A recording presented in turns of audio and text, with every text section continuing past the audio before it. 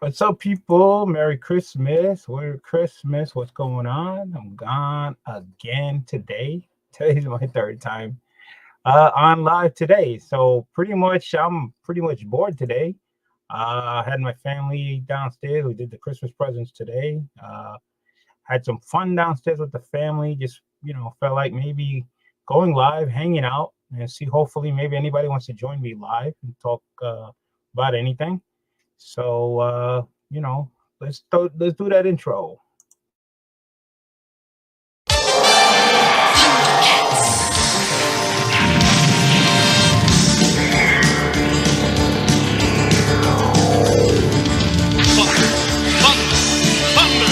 Thundercats!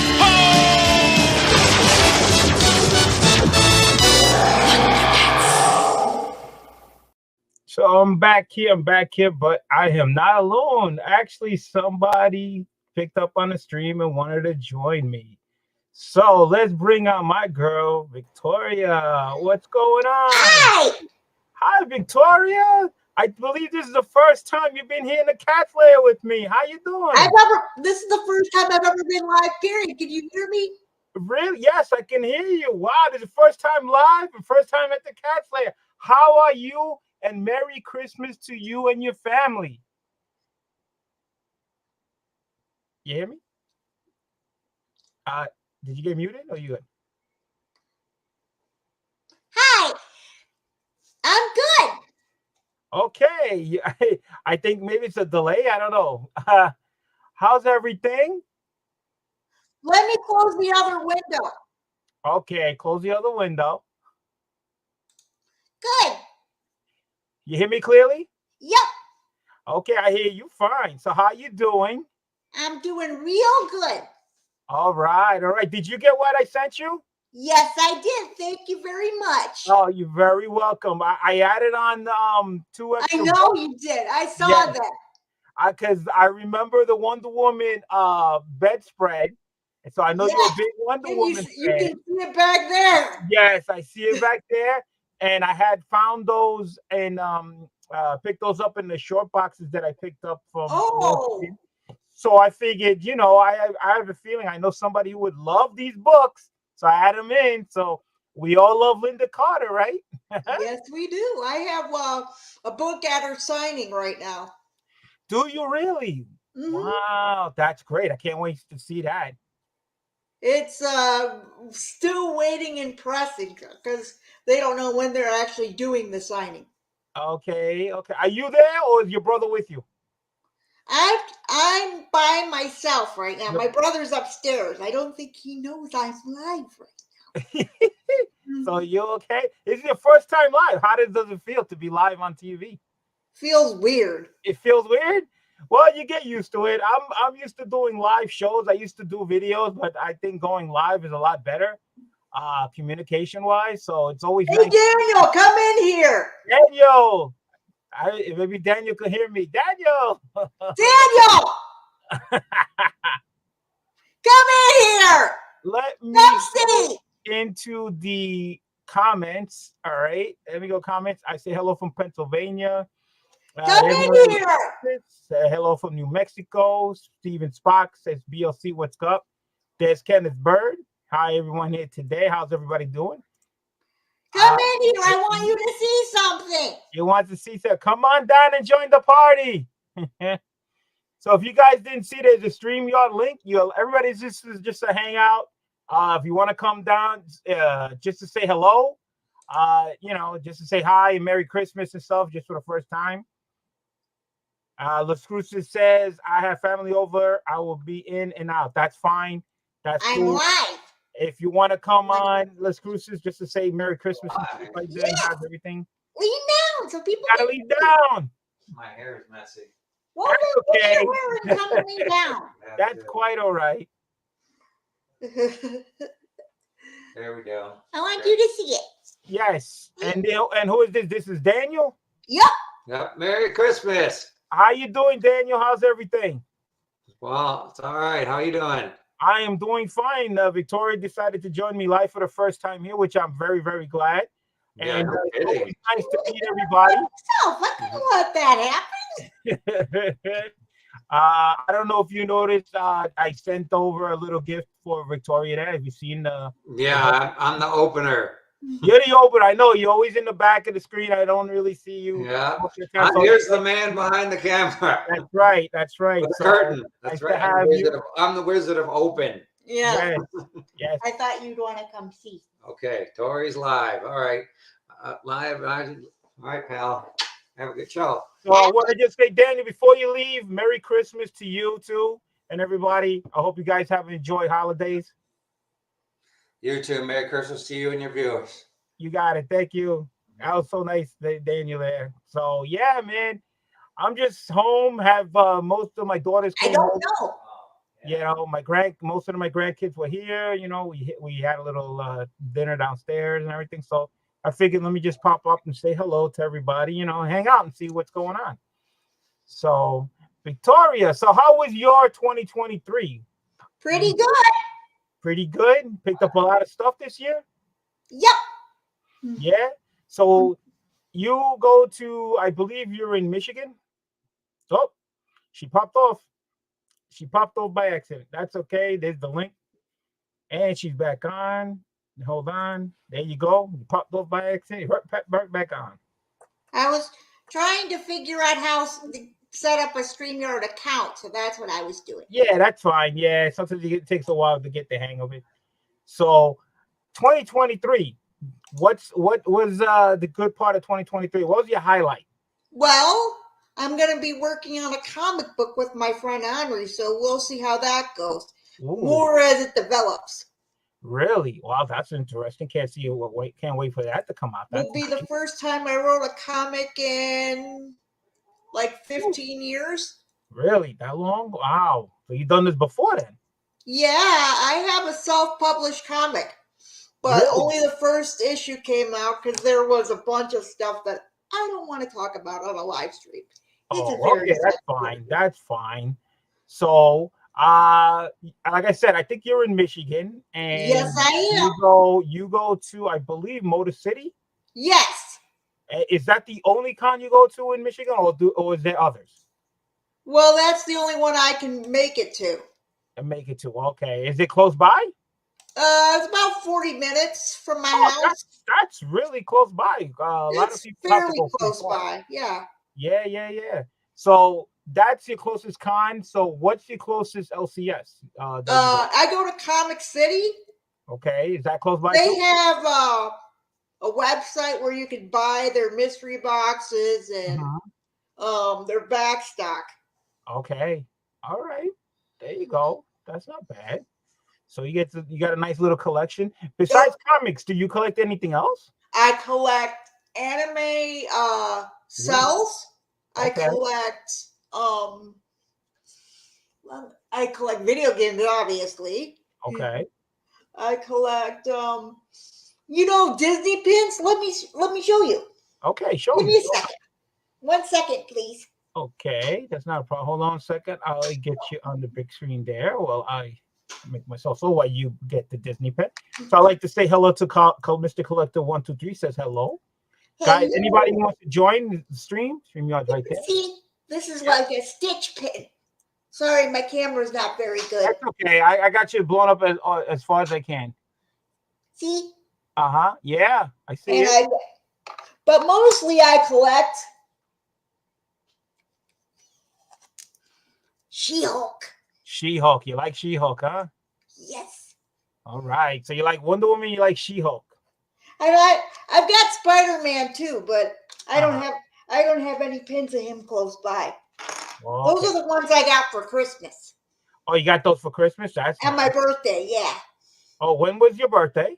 October 11th. Okay. So you're in October, so happy belated birthday to you. My birthday was in December. I know. I know, right? We're getting older and older. Yes, but better. Oh, yeah, definitely. They always say what you go, like age like wine. The older you get, the better you get. Yes. Oh, yeah. So that's cool. So is there anybody else that wants to come in and chat with us? Well, like I said, I put the chat out there. People don't know when I go live. They can come on, But again, you don't have to stay that long. You just, I if you don't want to have come up, anything else going on, so so yeah.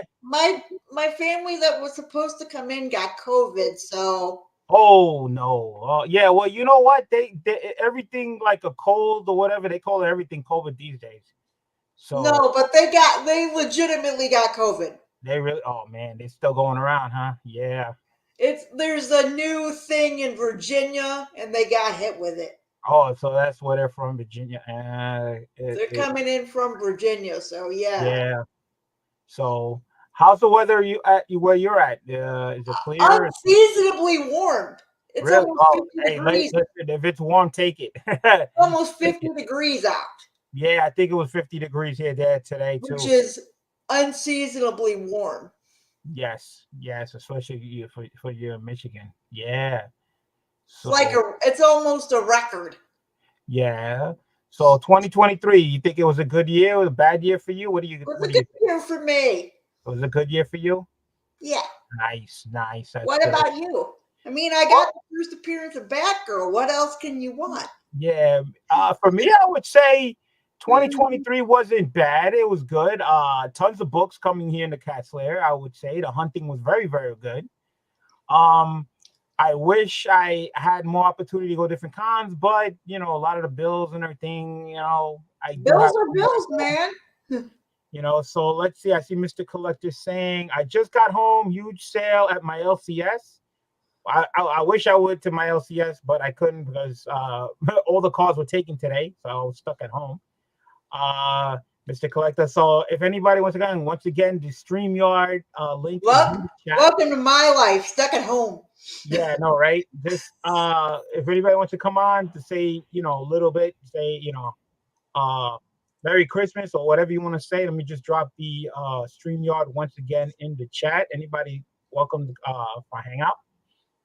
And so we're just chit-chatting how 2023 has gone through.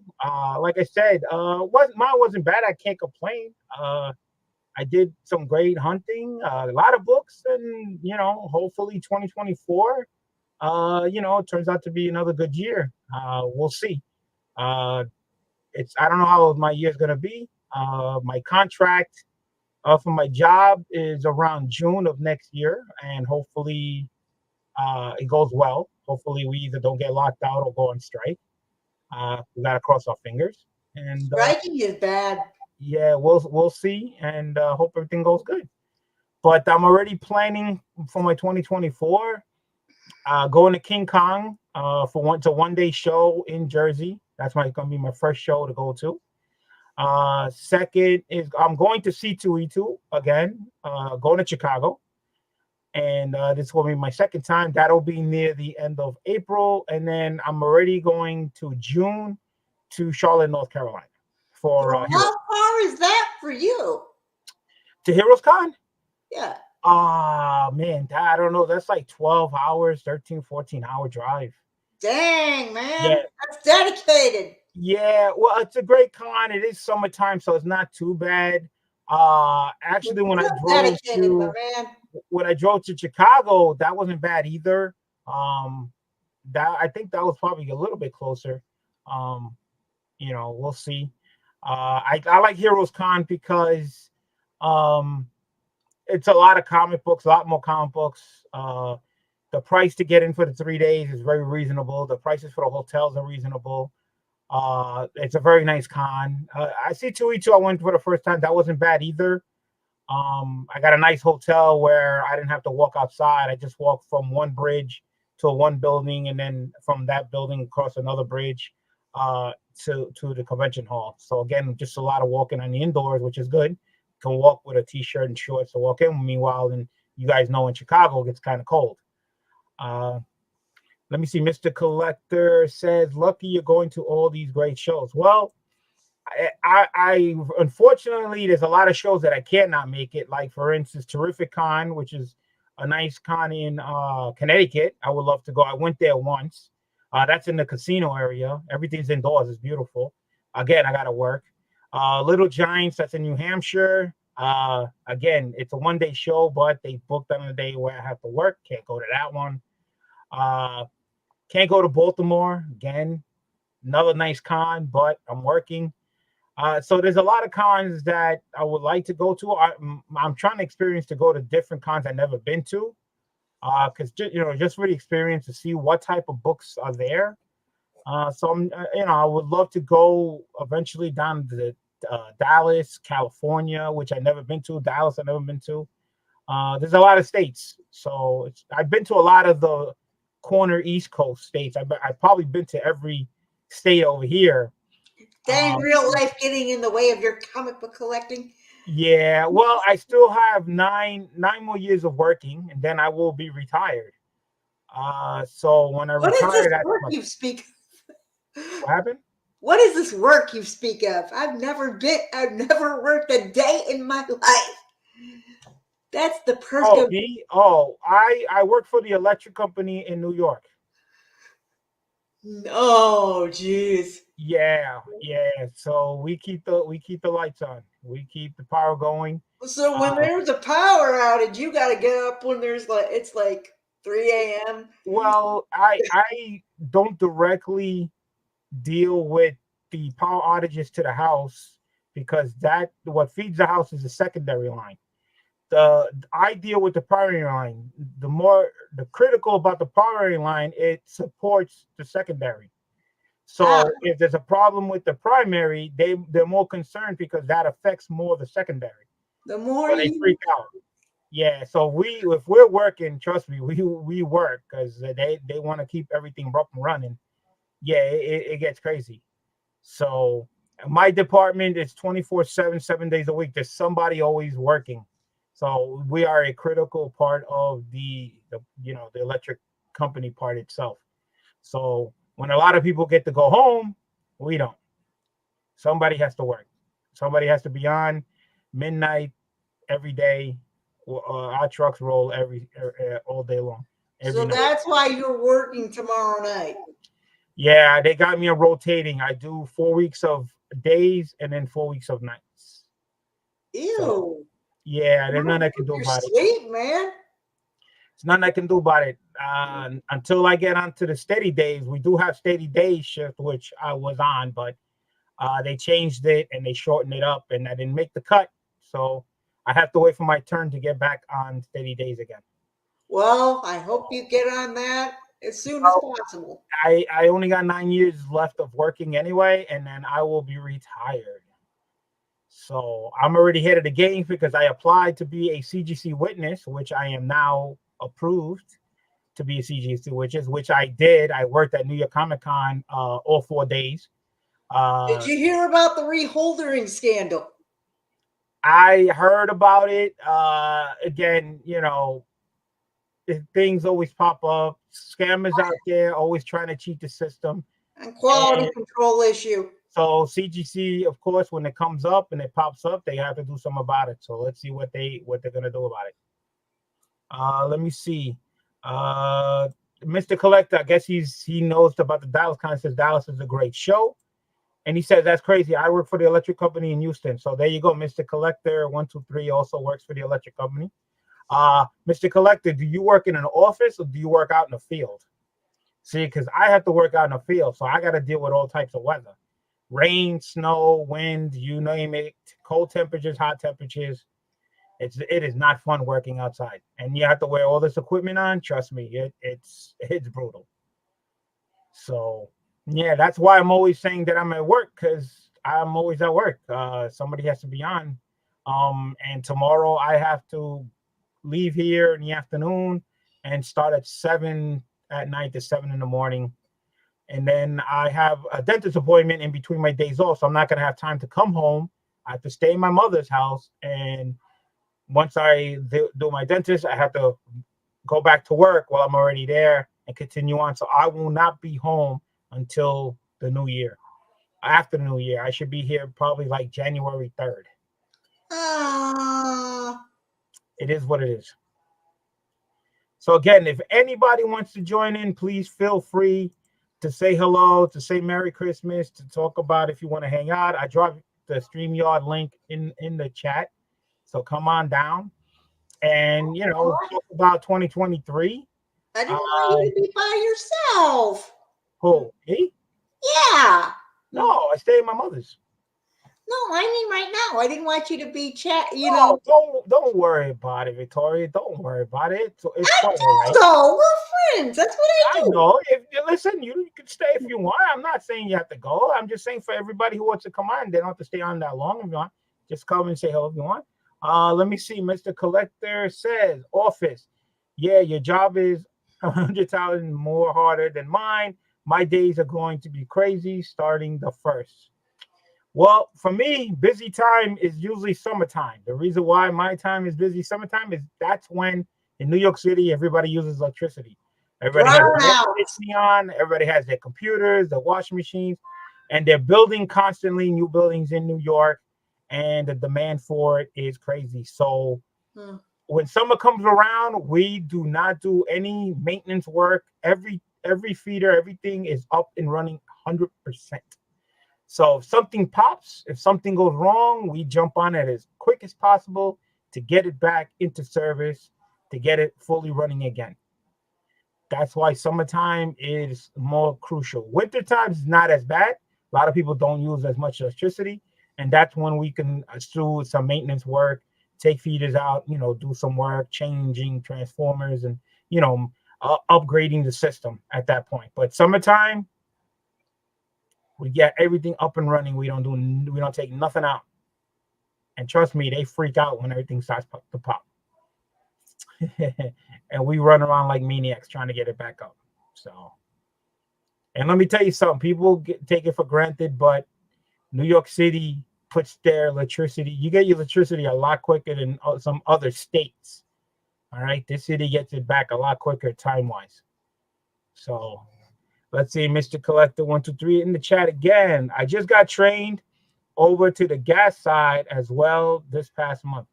Well, thank God I don't do gas. I just deal with the high voltage electricity. So basically, I deal with between 4,000 to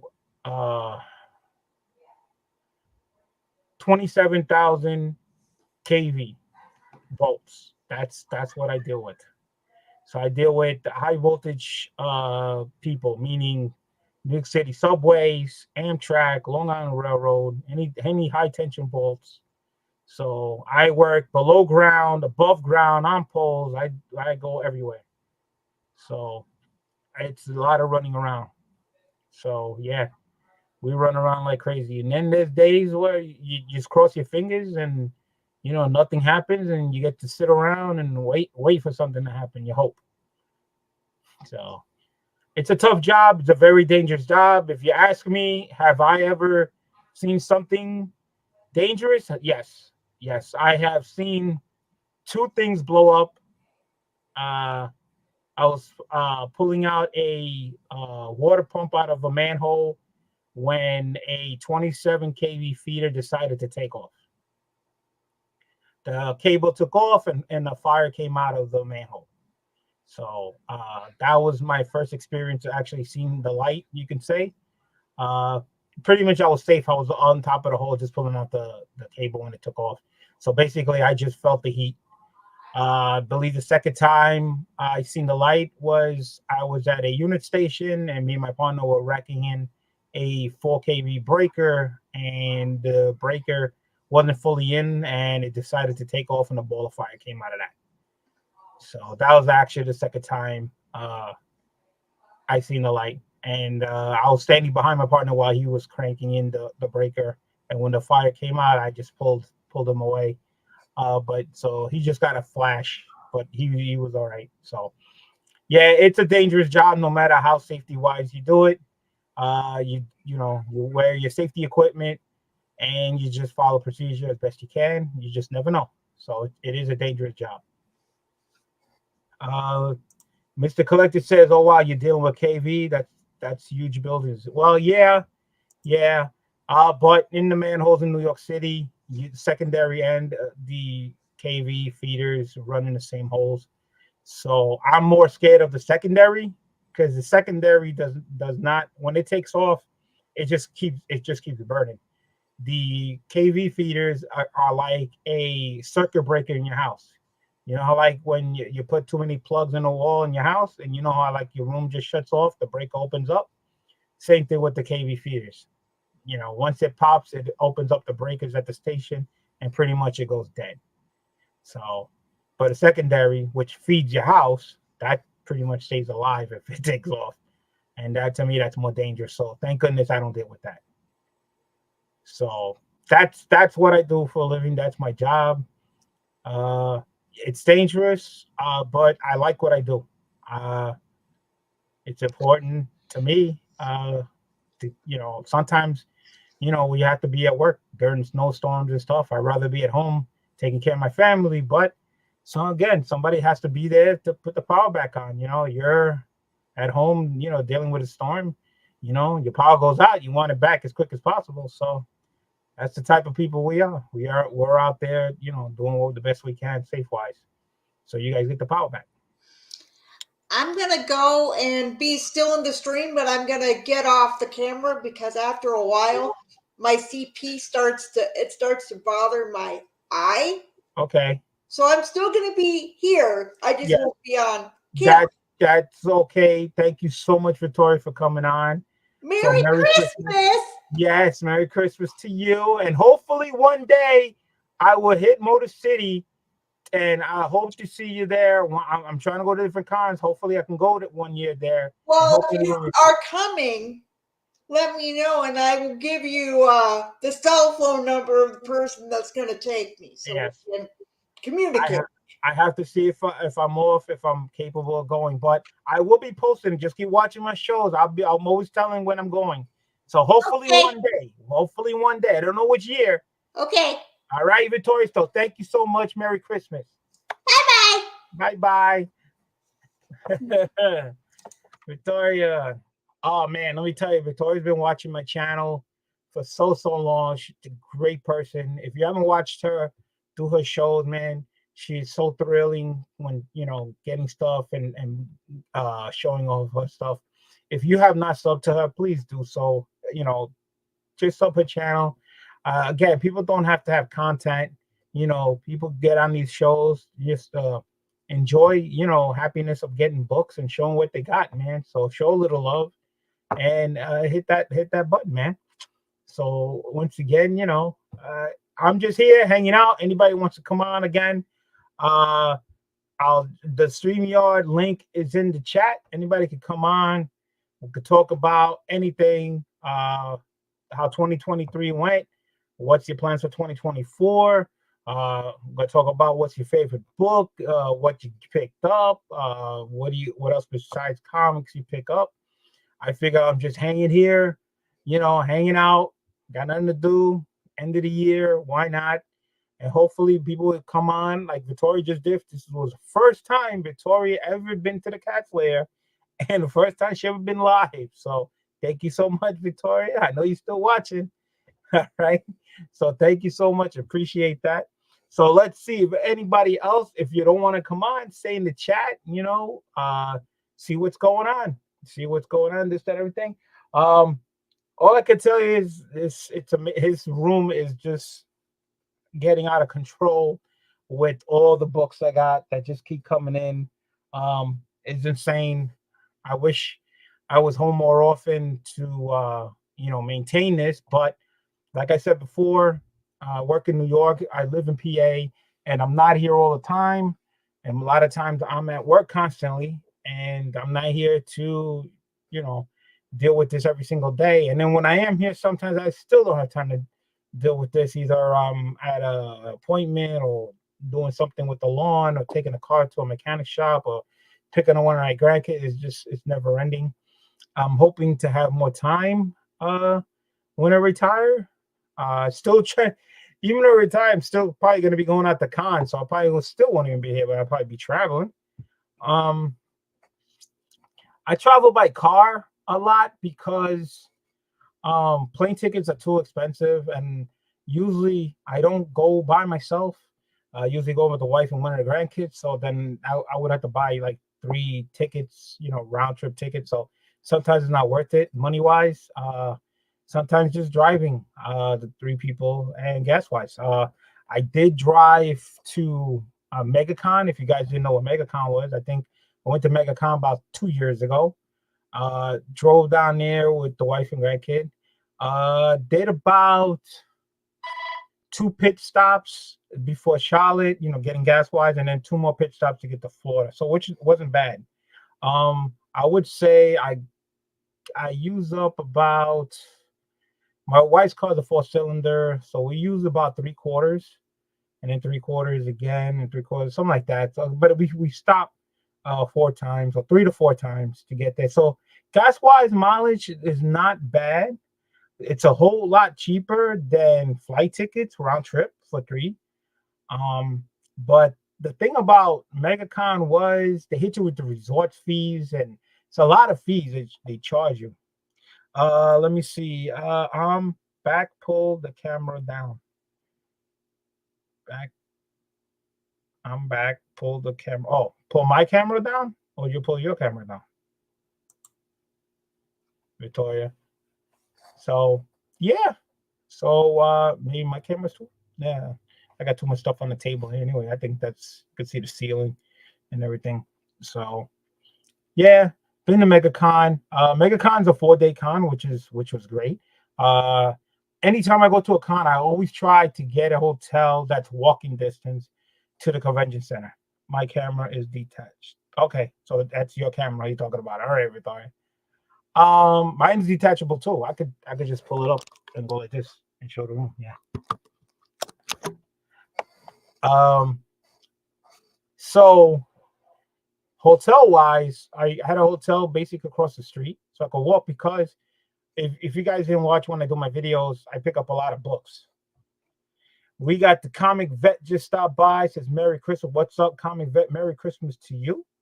Again, anybody can come live. The StreamYard link is in the chat. If you want to stop by, say hello. You want to say Merry Christmas, that's cool. You know, if you want to hang out, again, this is just a hangout. You know, speak your mind. We could talk about anything you want. 2023, how to go. 2024, what are your plans? So feel free, even just to stop by, just say hello and whatever. We got Brooklyn Born 718 in the house. What's going on? Again, if anybody wants to come live, there's the link in the chat, StreamYard. Let me drop it off again. If you just want to come by and say hello, you want to hang out, please do so. I had Victoria on a few minutes ago. So this is, to me, 2023. I gotta say, it was good. It was a good year for the cat. The cat had a good year, meaning, well, health-wise, I had fun. I don't think I had any issues. The hunting's been great. A lot of books. My collection has grown. I forgot. I did hit 1K in slabs this year. You know, I finally made the goal. Now my goal is going for 2K slabs. I'm still working on the deceased run. That's another goal. To get them all, well, not all, the entire set signed. A majority, I would say, I want signed by the cover artist on each book. But there's still one book that has eluded me that I still can't find. Orlando exclusive silver foil book that it must be a ghost book, because nobody has it. Seen pictures of it, but nobody has it. So I might fall short, but you know, again, my goal is to try to get almost the whole entire run signed by cover artists. I'm doing very well, but I found out, I think was in Middleton, to get any book signed by him. He doesn't come to the States, and he lives in Japan. So that's going to be tough, trying to get his signature. I actually had to send books to Italy to get signed by Delato, because Delato doesn't come to the States, but somehow I got his book signed. So you know, it's a lot of work, but it's a lot of fun. I did complete a lot of runs that I was trying to do. I did complete my Super Friends run. I got all the books there. I'm still working on my G.I. Joe run. The first one, the Marvel one. which I think is like 155 books. But I'm getting close. I'm also working on my Transformer run. I think the later issues are the tough ones to get. And the Iron Man run, Volume 1, the first Iron Man, Volume 1. I'm trying to complete the whole entire thing, which is about 332 books. One from 332. That's one that used to be long runs. Let's see. Bill is a cool guy. We're friends. All right. I like to thank you for last night's video. Thank you for letting me know who was scamming people. Thanks so much. Oh, yeah, Kenneth Bird. Yeah, that was about Epic Nations Collections. If you guys didn't watch me go live yesterday, something I had to get off my chest. That's something that had to be said. Knowledge. If you guys didn't watch the video, please watch the show if you don't know. And there was more, but I did 3 hours, and there was still more to go through about this guy. Let me see. My man Brooklyn Boy 7 says, "Hey BLC, any bigger books you were hoping to get in 2024?" Well, Brooklyn Born, like I said, I'm working on completing my Iron Man run from 1 to 332. So I did this year knock off a couple of big books on that list. To me, it's a big book. Iron Man 54 and Iron Man 55. Those 2 books are checked off the list. On they're like key books, but still on the list on that run, of course, is Iron Man #1.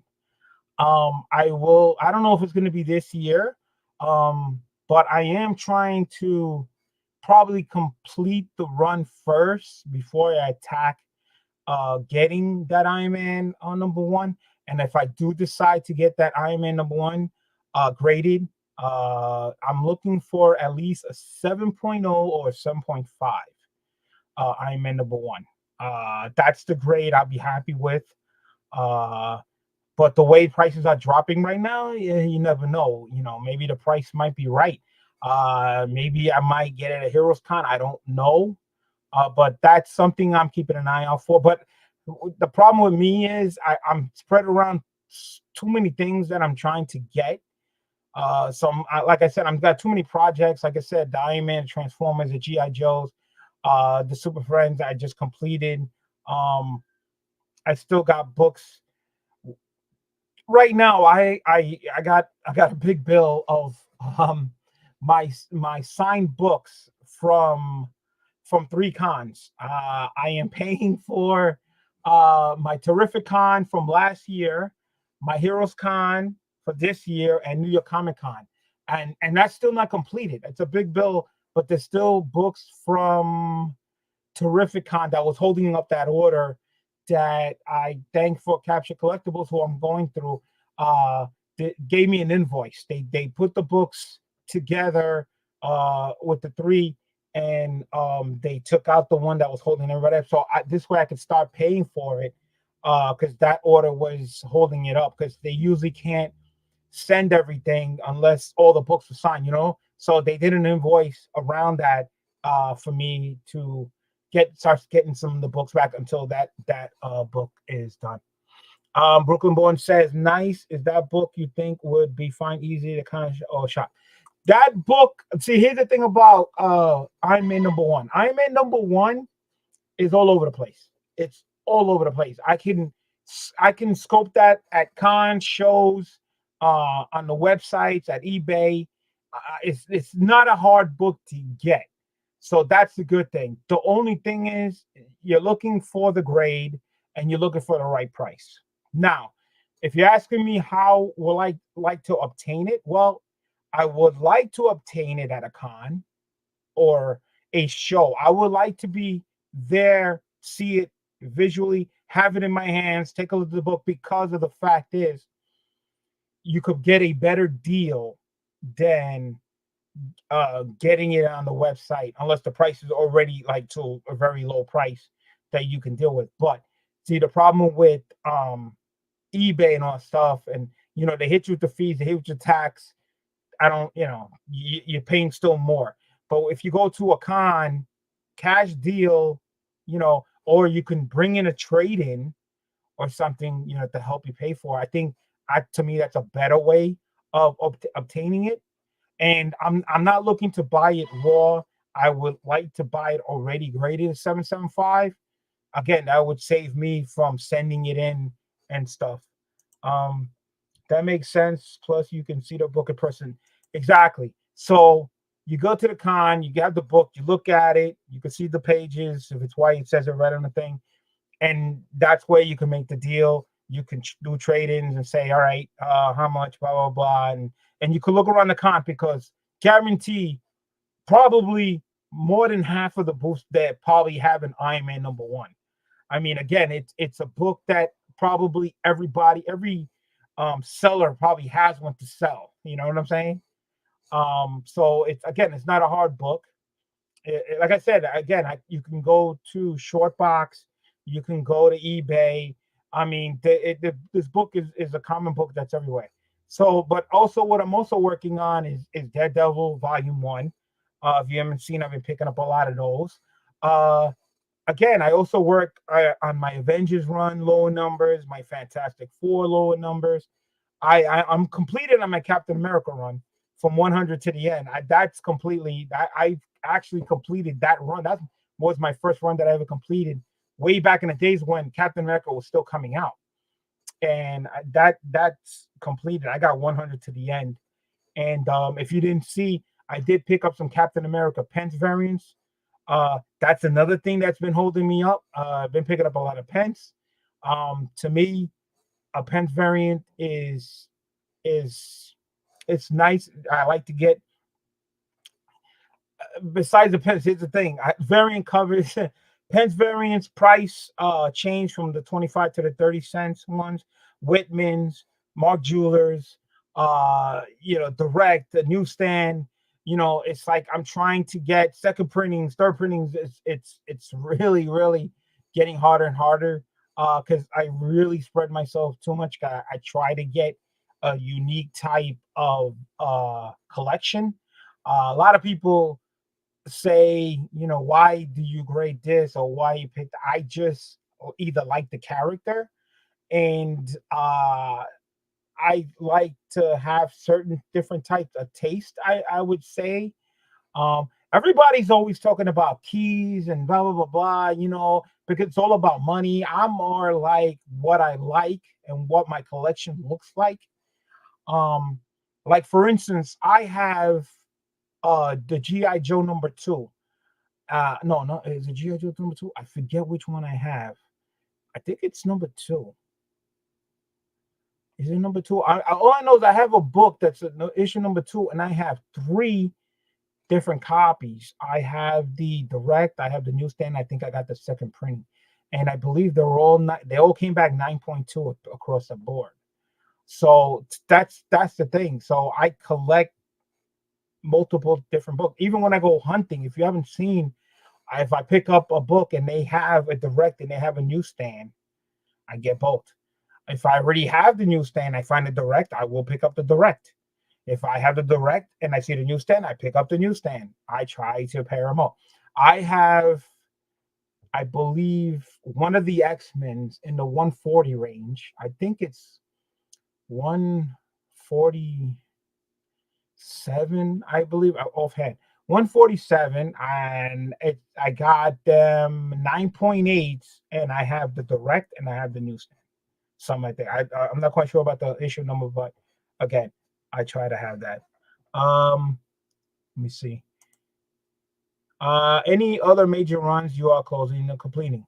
Well, again, it's a lot. Hold on. Yeah, I have multiple copies, certain books I like. Yes. But again, I try to find the reason why I try to find like Pence variants and stuff like that, and it's so hard to get is because Pence variants are rare, kind of rare. But if you do find them, they're not expensive, but they're in such bad shape. That's why I had to go and buy my books in England, got them in better shape. And for some reason in England, they don't like buying Pence variants. they like getting American books, and I like to get all different types of books. Not only that, if I can get a Canadian price variant book, that's another book that again, it's so many freaking titles. It's incredible, and I just spread myself so far around, grabbing everything. But then we're talking about comics. Okay, now imagine I collect the Pokemon cards. I got Funkos. I got action figures. I mean, I also buy other stuff like that too, and that puts, again, more stuff for me to look for. And when I go hunting, I find a lot of things. I find a lot, and I got to debate which ones to get. You can only have certain amount of money. If you guys know, when I go to a con, I bring some books with me to get signed. Um, because the reason why is because I kick myself in the butt every time I keep saying this, because I didn't get books signed back in the days. And a lot of artists are passing away, and I don't have anything signed by them. And so I started to do it now, and try to get some signed books. So I'm pretty thin on so many runs. I'm trying to collect so many things. So right now, currently, I'm collecting Amazing Spider-Man current run from the last one that just stopped, which was volume 5. Volume 5 that only went up to issue 96. I think it ended from 1 to 96, and it was over 400 books to complete that set. Over 400, and because there's so many variants. I don't know how many I got. I did my best. Now volume 6 is out, and volume 6 is like taking off just like volume 5. There's so many variants. It's incredible, and it's only up to, I think the recent number that just came out was issue 40. All right, and issue 40, it's already over like 400, 500 variants. I mean, for issue 40, I mean, Amazing Spiders, like it's like ridiculous. Let's see what I got. Let's see. Have you ever sold or traded books at a con? Okay. What's up, Phil? Going on? How you doing? How's everything? It's lucky you said that. I took some books with me to, I believe I took it to C2E2. I think I took some graded books with me to do some trading, but I didn't get the vibe. Um, I didn't get the vibe, the feeling like to do trade-ins.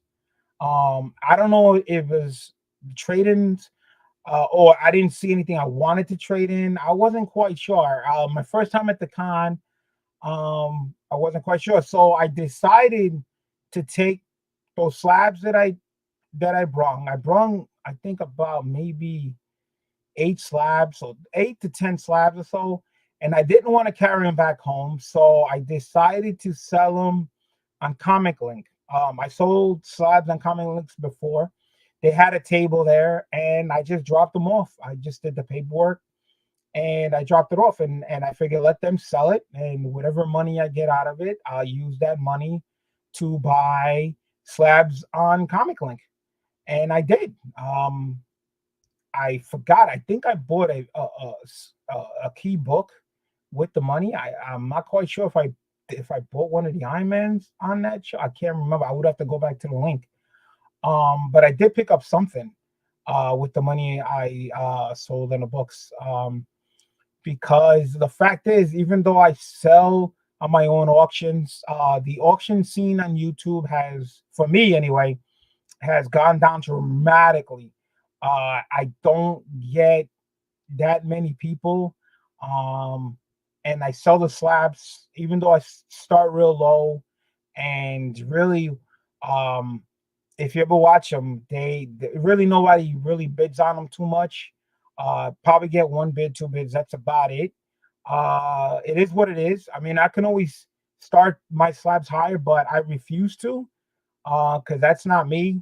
Um, I always start at a low price if that's what it goes for, and that's what it is. If I take a loss, I listen. It's a loss, but I'm just happy that it's going to somebody that appreciates that. And they always tell me, when they get the book, they're like, they can't believe they got the book for that price that you start so low, and they're happy.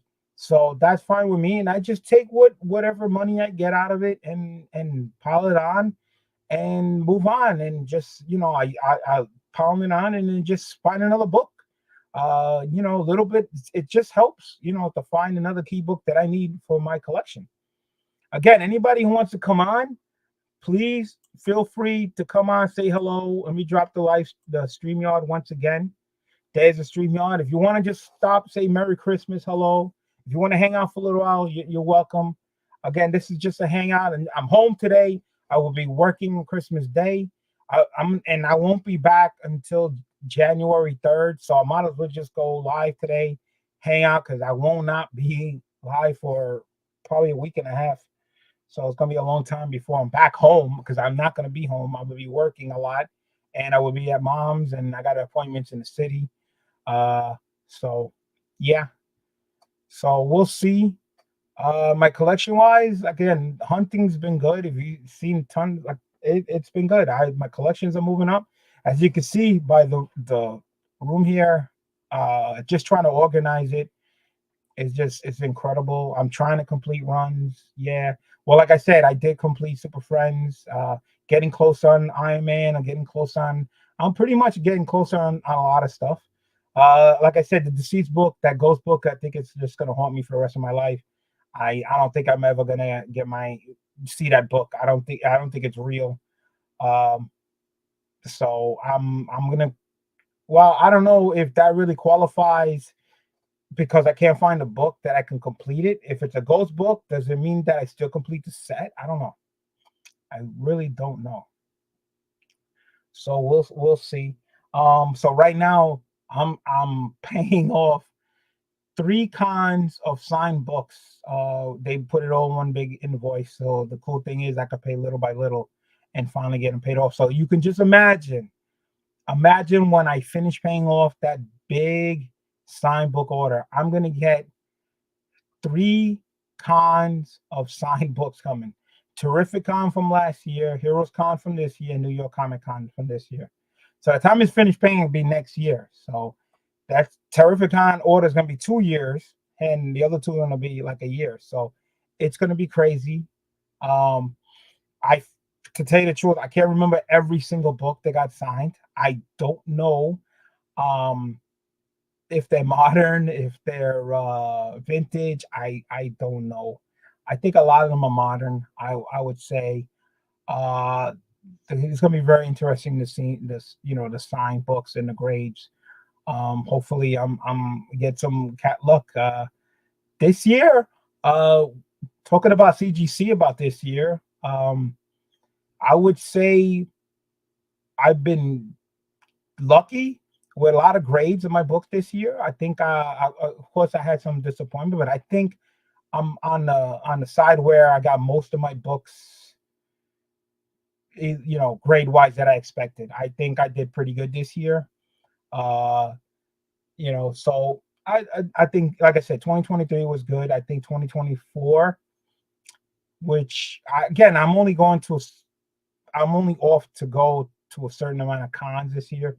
So I think it's just I get a little breather to try to catch up on house bills, which is hurting me, and try to not spend as much.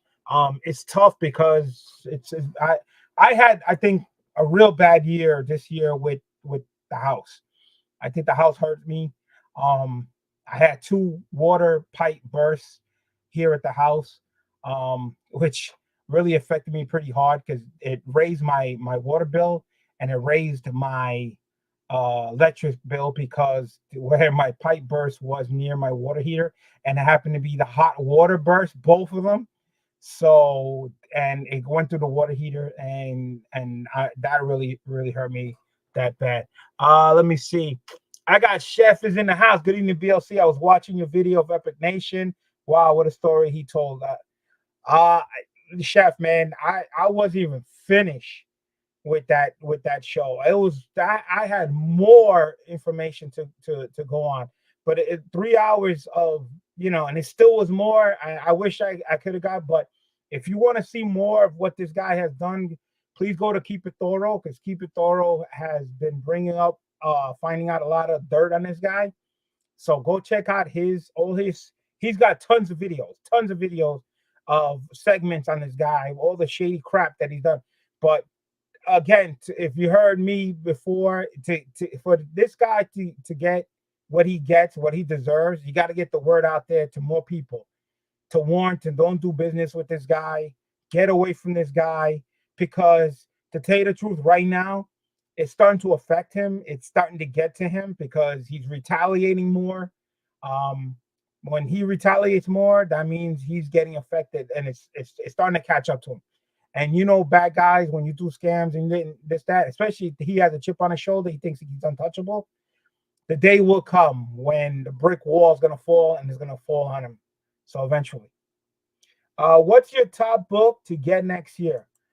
Okay.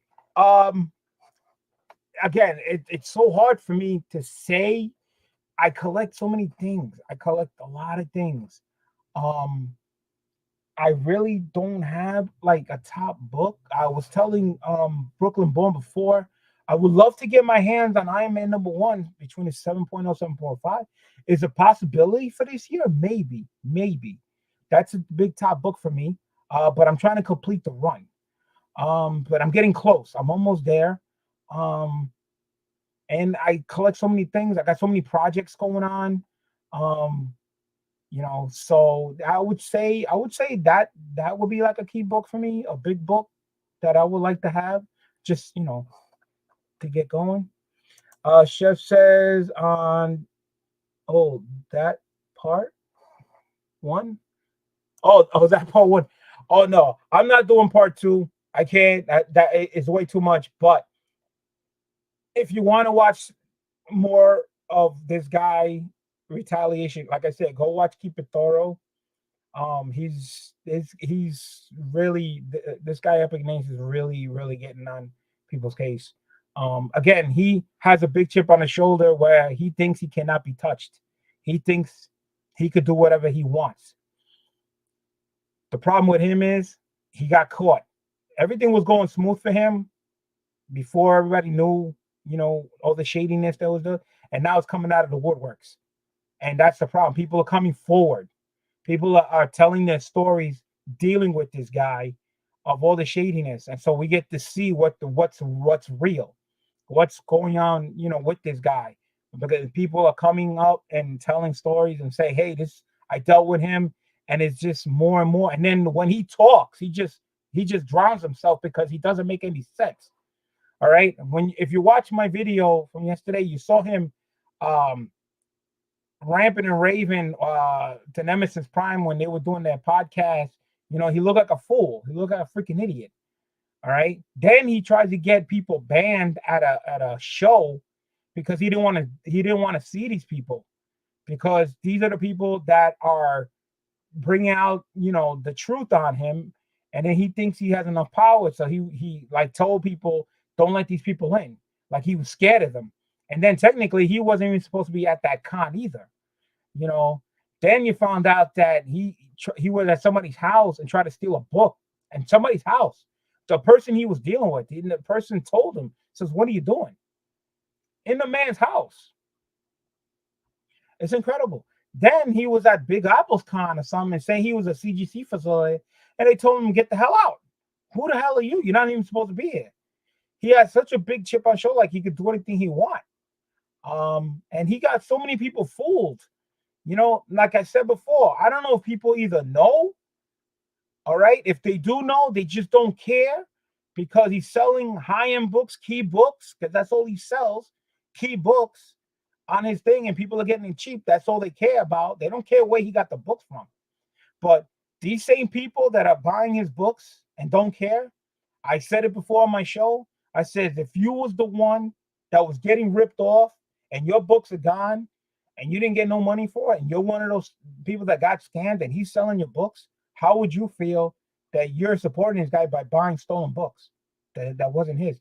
How would you feel if those were your books? All right? Because you watch that video out of his own mouth. When he first started, he was digging into $1, $2 boxes. finding key books out of his own mouth. This is what he said, out of key books. All right. Then he would find a book thinking that it was like to blow up here. He can access wherever he can go. He can has access to getting 40 to 50 copies of that book. Came out of his own mouth. The whole point is, where did he get the books? He bought $100,000. That's another thing. He said he bought $100,000 of books. All right. He sold 5 out of that $100,000 and got back about $250,000. Then he says he had Amazing Fantasy book. He had another book from a 5.0. He upgraded it. Then he upgraded it, and he upgraded it. Now we all know, okay, when you upgrade a book, you sell the book, you get a certain amount of money. That money is not going to cover for the upgrade. All right, we all know that because you're going to upgrade. So that means that book's going to cost more. So what you usually do is you take that book, sell it, you add on money to make that deal, to make it work, to buy the upgrade, and so on and so on and so on. So he sold the book. You had to have money, right? So, but according to him, he finds these key books. He only finds key books now in $1, $2 box, 4 for $20. He even says, and he can get access to 40, 50 copies. This is coming out of his mouth. Then there was a video where Sub-Zero was on Keeper Toro's channel. The man dealt with them. This is a person that dealt with Epic. Business-wise, everything was going good until, boom, something happened. He ended up with $200 to $300, $250 to 300 books of this Sub-Zero, which wasn't all his. He had customers, and some of it was his. And according to Sub-Zero, between $45,000 to $50,000 worth of books. Sub-Zero never seen a dime. All he kept getting from Epic was excuses. Oh, the books are here, the books are there. Gave him a fake tracking number, blah, blah. Come on, we all know when somebody gives you a lot of excuses, they give you a fake tracking number, it's a scam, regardless. It's a scam. So this guy owes money. Even Sub-Zero says he would take a loss. He would take a loss. He said, give me $40,000, give me $35,000. So Epic Nation will still be ahead of the game. Give the man $35,000, you still way ahead because the books that you got, you probably don't have them already. You probably sold them. They're worth $50,000. So you gain 15 grand. So what more do you want?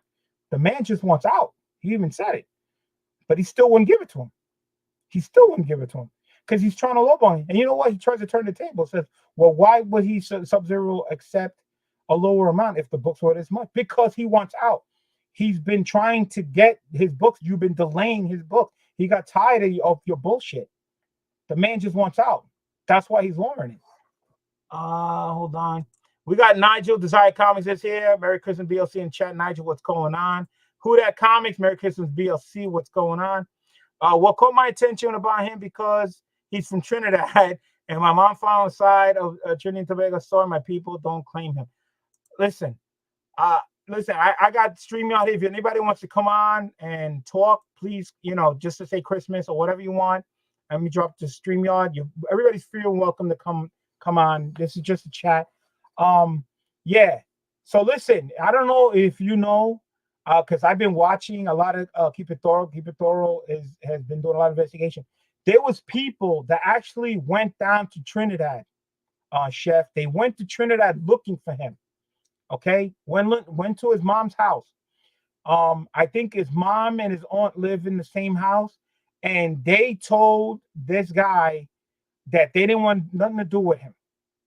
They didn't want nothing to do with the son. They want nothing to do with him.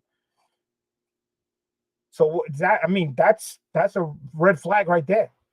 Then he has a brother that lived in the Bronx. They went looking for him there. The brother said that he doesn't want to know nothing, but they think that he was still hiding out at his brother's crib. We don't know. So people are looking for this guy. People are actually looking for him because they want their money. Now, if you watch keep watching Thoro's video, you're going to see a picture of somebody finally catching him at a con. Caught him at a con, and they wanted their money. And he got his money because look at the photo that this guy, Epic Nation, took a photo with the guy. And he, look at his expression on his face. Scared to death. Scared to death because he got caught and he had to cough up the money. This guy's a bad dude. All he cares about is himself, money. He don't give a shit about nobody. Why he got so many followers? Again, I do not know if they know or they just don't care. Whatnot is backing him up. They don't give a rat's ass because he got a lot of viewers. They got a lot of viewers. And it is what it is. Yeah, wow. I agree. I'm telling you, it's been on, and not just comic books, Chef. My man Thoro went deeper in where he was a scammer before he was in comics. He was already scamming people. He had a different type of scam going on, and he got out of that. And then he found out that with comics, it's easier to scam with money because there's a lot of transitions. So he found a home here, and he's been growing. He's been doing good, because people, I don't know.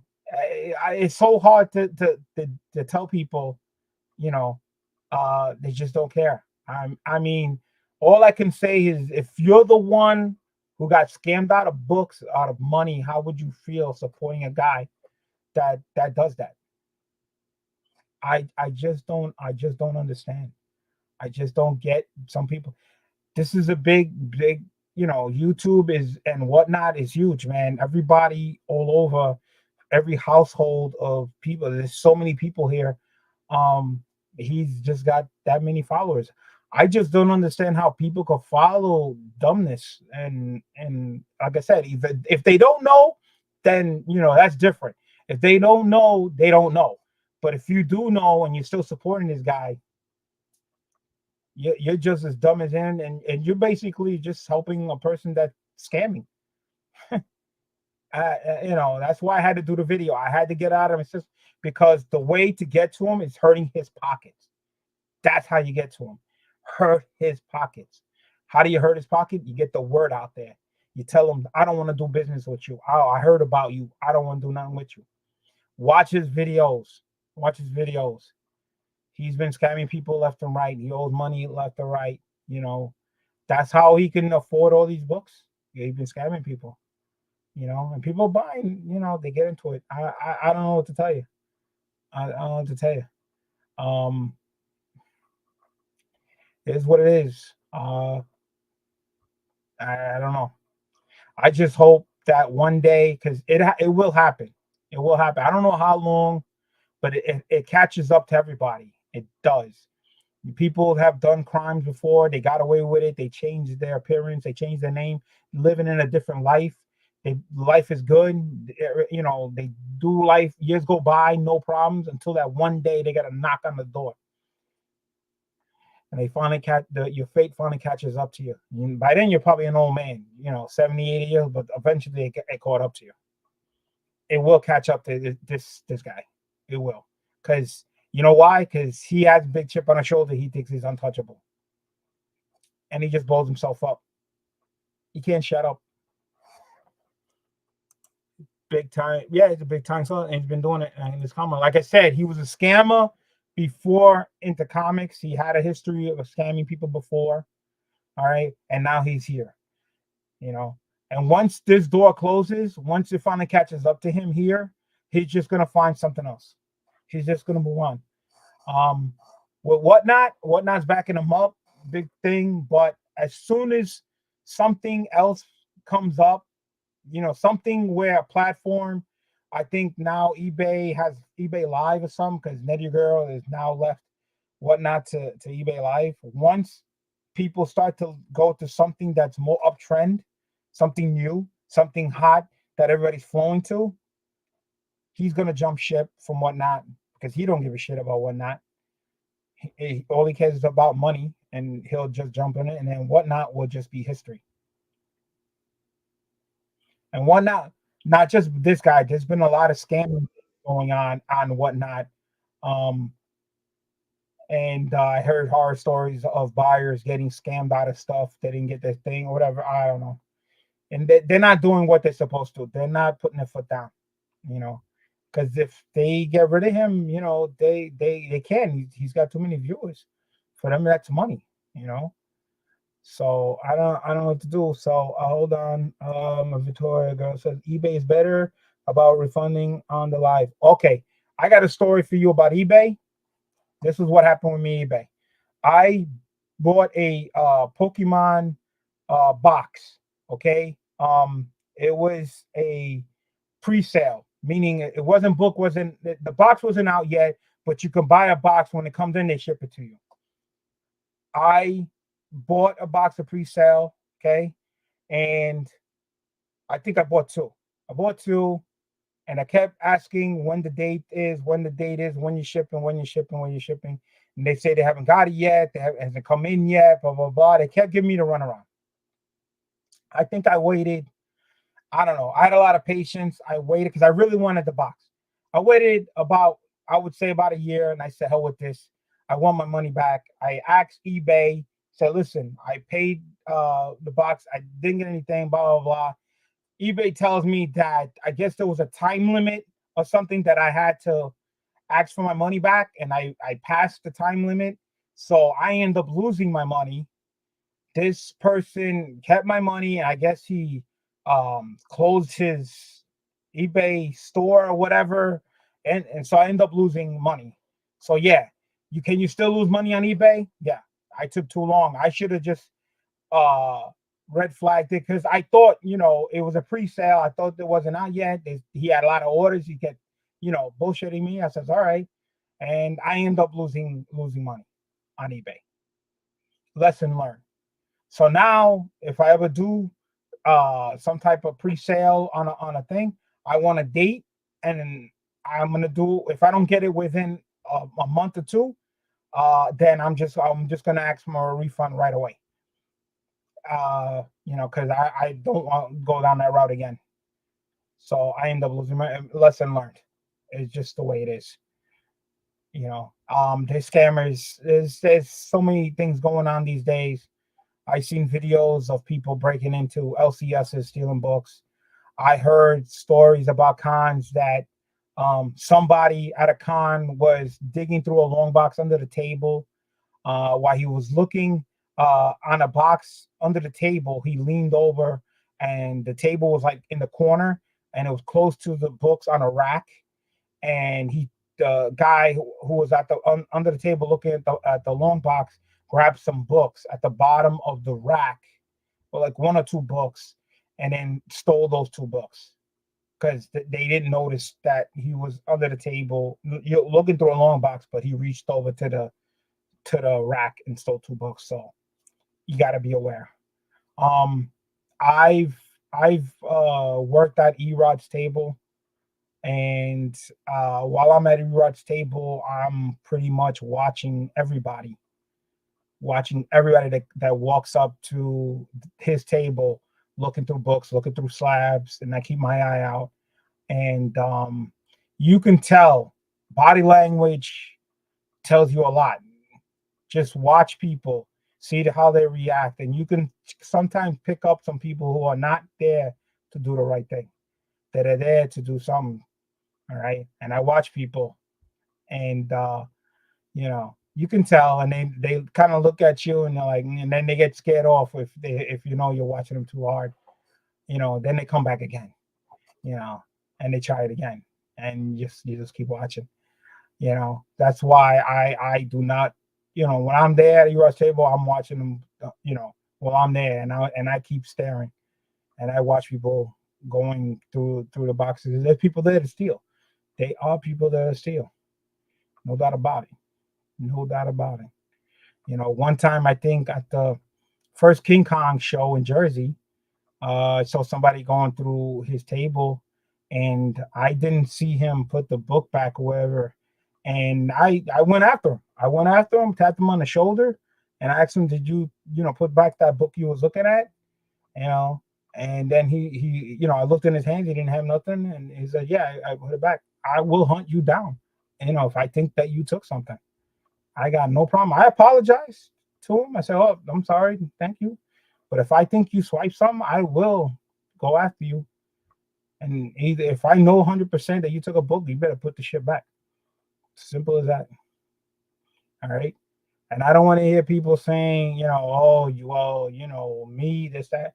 I'm telling you, I found on King Kong 2 in the elevator. I was on my way down to the show. In the elevator, the door opened up. I found a short box of slabs sitting in an elevator. Nobody in the elevator, just that small short box of slabs. I took a quick look, of the first slab, cover wise. They were vintage books. I could have took them. I refused not to do that because if that was me, I would be heartbroken. All I did was I went back. I took the elevator, went down to the con, took it out, went to the con. One of the guys that was running the con, I said, "Listen, I found this in the elevator. When the seller comes to you, tell them, I found these in the elevator. I gave it in." That's me. That's me. Because I know how would I feel if that was my books. A lot of people wouldn't do that these days. I tell you right now, there's a lot of people that would not do that. I know how it feels. I know how, I got collections here. I'll be upset if I lost any book, one book. It doesn't matter. You know what I'm saying? That's just the way I am. So I got 13 people here. Again, if anybody wants to join with me to say hello, Merry Christmas, feel free. Feel free. The StreamYard link is in the chat. Just click on it and come on down and say hello. Again, we could talk about anything 2023, what you picked up, what you're going to do for 2024, or just hang out and say hello. So I need just keep on talking. Hopefully somebody come down. So yeah, so I got any more questions? I know Kenneth Bird, you're still here. I know Kenneth has been around also a long time, but also a lot of people's live streams. So hope everybody's doing well. So yeah, so that's what I'm hoping to do. When I retire, just want to go to different shows, different states.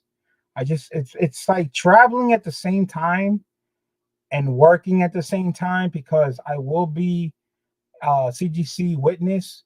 So I will be kind of like working at the cons too. So it's going to be tough to say hello and hang out with everybody. I would have to, hang out with everybody like after the con's over, like if they're all getting together like for dinner and stuff like that, hang out and say hello. It's going to be tough. I mean, I will have my time where I get to walk around and shop for myself. But again, I will be working. C2E2, I'm not working as a CGC witness. It's just being there just to enjoy myself. Heroes Con, on the other hand, I definitely probably be working. So that's going to be tough, but I will be hanging out with everybody later on. Let's see what Kenneth Bird says. I hope everyone's having a wonderful Christmas Eve, Christmas Day with all your family members and friends. Merry Christmas to all. So Merry Christmas to you and your family too. Kenneth Bird, thank you so much. I got 9 people watching here. I've been on for an hour 17. I had my girl Victoria join me for a little while for the first time live, first time here at the Cat's Lair. That was cool. Again, anybody wants to come on, just feel free to come on, just say hello, hang out and see what happens. So if anybody wants to ask any questions, feel free to ask me anything. I've seen people asking me what type book I was looking for, what sets I'm trying to complete. If you guys want to know, I also collect DVDs of TV shows, which I have like the Super Friends, the Thundercats, Voltron. I got the Flash TV series, the Superman with George Reeves back in the days. I also collected, the Aquaman TV show. And those are the DVDs. I also have VHS cartoons back in the days. I believe Iron Man and Hulk and stuff like that on VHS. I had those, some video games. I collect a lot of little different things here. I also have some baseball cards back from the 80s, I believe. Tops only. I try to, have one company. Let me see. BLC, how did you meet the Warriors and start on YouTube? Okay. That's a pretty fair question. First of all, I've been on YouTube 10 years. Meaning I signed on watching YouTube 10 years ago. But I really wasn't doing YouTubing, like live shows and videos and like that, until 5 years ago. Okay. Now, what happened was was I started collecting for a while, then started back up again, not much. Because you can see my first videos, you see that wasn't that many. You didn't see none of this. It was pretty much empty in here. Um, I was had my own CGC account, and I was sending my own books in to get graded from my own house. I was sending them in, get them in, and I started grading my books at that point. Um, but I didn't know anything about pressing at that point either.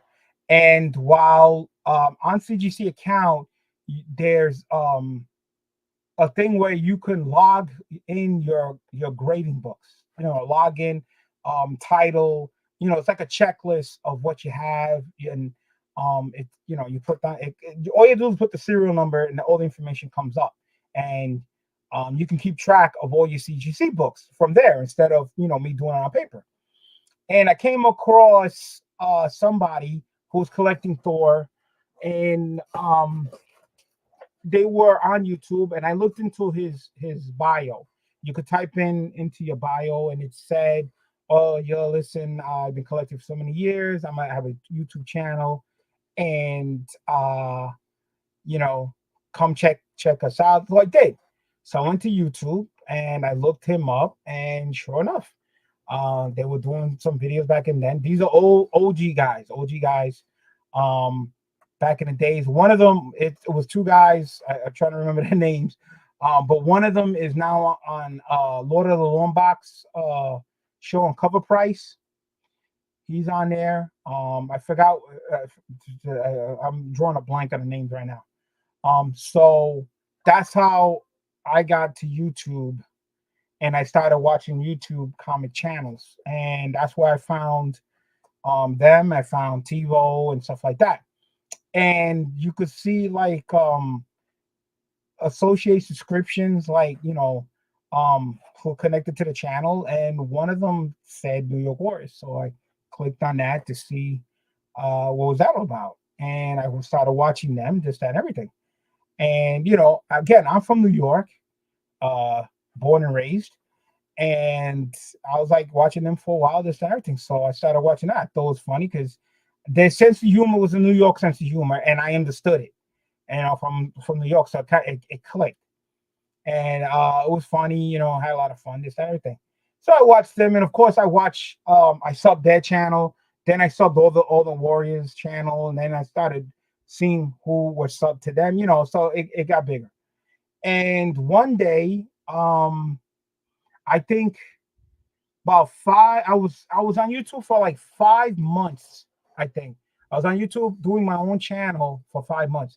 I didn't even know what my topic or whatever I wanted. I just started doing videos. I didn't even know what to call or anything. And I got hit up by Biggs. Biggs hit me up, says, "Hey, listen, because I bought some stuff on their auctions and stuff like that. At that point, there wasn't that many auctions. There was very few. The first book auction that I ever won was actually on Lord of the Longbox. I bought TiVo magazine Batman book. That was my first time I ever bought an auction win off YouTube. It was actually his. But I've been watching the New York Wars. They were doing auctions, and I was buying a lot of stuff from them. So Biggs hit me up and asked me and says, "Hey, would you like to be on an auction?" Because they saw me. I was doing my own auction by myself. And I said, "Sure, no problem." Hold on a second. I got text collectors here. It says, "What up, yo? What is going on?" And on autographs, TiVo. Yeah, Lord of the Longbox. So he asked me, "Hey, would you like to be on, the New York Warriors auction?" I said, "Yeah." The first time I ever got invited. I didn't even know how it worked, man. I had to do Google Hangout. It was an experience. I remember the night I just finished that night in New York, and I had to race home because I had tried to get here on time to what, to get on the show. I was very excited. I had a lot of fun with the guys, and that's how it grew. And I just, we actually met up, I think at Big Apple, at East Coast Con. That's how I met Biggs and Manny and Jeff and Mike and Marky and stuff like that. And it just took off from there. And then later on the line, we just we became friends, and we went gone to cons and hang out and stuff like that. And then Big said, if I wanted to be a warrior, I said, sure, no problem. So that's why I got, Eddie. Shout out to Eddie, the comic guy who was Warrior, doing the back scenes and stuff. He did the logo for me, New York Warriors logo. And I can still, to tell you the truth, I can find I do have the video of the auction. If you give me a second, give me 1 second, I'll look it up.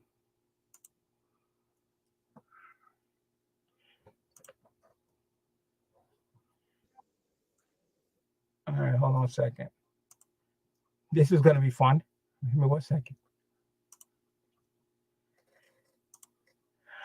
All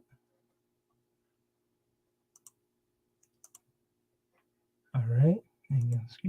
All right. This is actually the first time I was on the New York Warriors auction. It was me, Jeff, Marky, Amazing Murph, and Biggs. Manny wasn't on, Mike wasn't on. It was just us. So I'm gonna show you this video, and I'm gonna use the bathroom so you guys can see how much fun this was. Hold on, wrong one. All right. So enjoy, and I'll be right back. Give me a second. What's going on, good people? Happy New Year to you all. All right. What's good with you? You just fresh off another auction, right? You was on Legends auction Saturday. Oh, yeah, true. Yeah, I've been missing the Legends auction. That was a good time. Had a good time. But you know what? I'm going to have even more fun over here on the NY Warriors. It's a pleasure to have you, Murph. Yes. Appreciate it. All right. Then we got making his debut, our special guest, Big Line Cat 646. Oh, What's going on? Yo, I'm thrilled to be here. We're gonna have a great time today. Me and Lenny are ready to roar. No. You're excited, boy. That's right. Start from the bottom down here, right? That's awesome. All right. Yow. Too funny. Next, we got Jeff Johnson, the mayor. Hey, what's going on, people? As you can see, man, we're gonna have some fun tonight. So let's get it on. All right. Then we got, of course, a man who needs no introduction, a man who used to break the internet, a guy who used to get banged. My man, Market 316. I don't know why you still let me on this show. I don't understand. But anyway, I don't care. I don't care what happens tonight. I just see it right now. We're gonna have some fun. So Yeah. whatever. Sell, have some laughs. That's why we're here. Hope everybody enjoys themselves. Thank you for showing up tonight. Let's do this. Let's go. Yeah. All right, guys. So we're still missing two people. I believe Manny should join us. He'll probably pop in when he gets a chance to, and Eli's supposed to be popping in when he gets a chance as well. But let me open the chat up real quick and see who's in there waiting. Yeah, hold on one second. We got 50 people watching right now, so you're gonna list 50 people, man.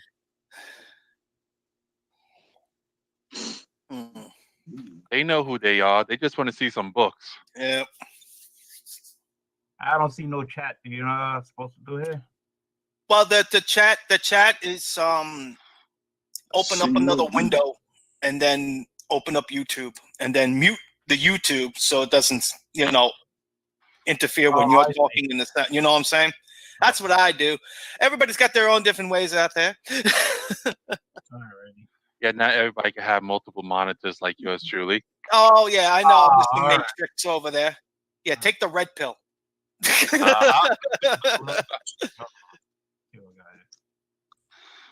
Oh man. But did we lose E? I hope not. Nah, he's on mute. He's on mute. No, yeah, I'm here, guys. This is Oh, my all wife. right. It scared me for a minute. I'm like, oh shit, auction's over. Sorry, guys. No. All right, so I get the chat open, guys. I usually just run the chat on my phone. It's easier that way. That way, I use less windows. You know, less computer power. So we got Jason Smith in the chat. We got Zachary Family Comics, Pope Service the First, Batman Comic 87, Ed D. Who else? We got the Great Legend Show. Thanks for sharing the auction, brother. I really appreciate that. Eli Easy the Game Hunter is here in the chat. We got C Woodard 19, Jeff G, Chino Comics and more, Javier Salas, Exhaustate Comics, Rag 718. We got somebody named Joker M21. Oh yeah, Joker M21. I don't know who that is. Juno Fluke. Hold on, guys. I gotta take a minute. I'm back. See, that's what happens. What When happened? when you're the big man, you know everybody wants a piece of you. Oh shit. Well, as we take this little time out and everything, I guess the first question is, how was everybody's New Year? Oh God, it was awesome. So far, so good. I can tell you that I got a football team. Alrighty. So yeah. So that was my first time being on the New York Warriors, as you can see. I was so excited. Hey, so excited to be there. It was a lot of fun, you know, to be actually asked to be on somebody's show for the first time. That was a very, very exciting thing for me. I had a lot of fun with it. So yeah. So I do have other clips of other shows that I've been on. I have it. It's on my list of back in the days. All right. So hold on a second. That one's actually just check out other videos.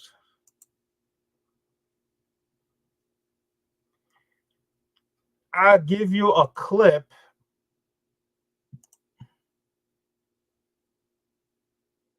Hold on 1 second.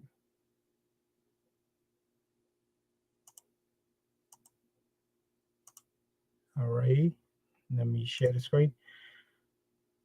I'm going to show you. This is the first time I was at Baltimore Con, and they were doing a live show there. First time I met JB that was there. I met a lot of Howard, C Woodard. First time I met him. It was a lot of times I met a lot of people, and I was on this show.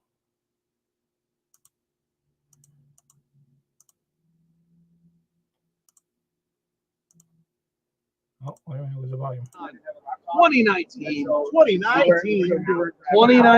group. It's been a long day. It certainly has, especially being next to this guy for a while. Oh my God, I think I've aged 10 years. How you doing today, Drew? Oh, you know what? I am doing fine. We got a book right here. This book right Blue Man Chew, if you guys don't know. We're signing, doing little remarks for a good friend This of was ours, the comic board back then. royalty in the community, the Prince of New Zealand. The uncanny Kyle Walker. He's a huge Uncanny. X-Men fan. So just show this book up real quick. You're doing a little bit of a remark on there for him. So definitely shout out to the Mastodon Comics and Collecting. He's in the background there. He bought this book. He's going to mail this to the uncanny Kyle Walker because he's probably one of the biggest fans of comic book community people. So we look forward. Sorry, Donnie's taking that pic. Had to get that for him. So definitely look forward to him receiving that. So people are already writing newsstand on it.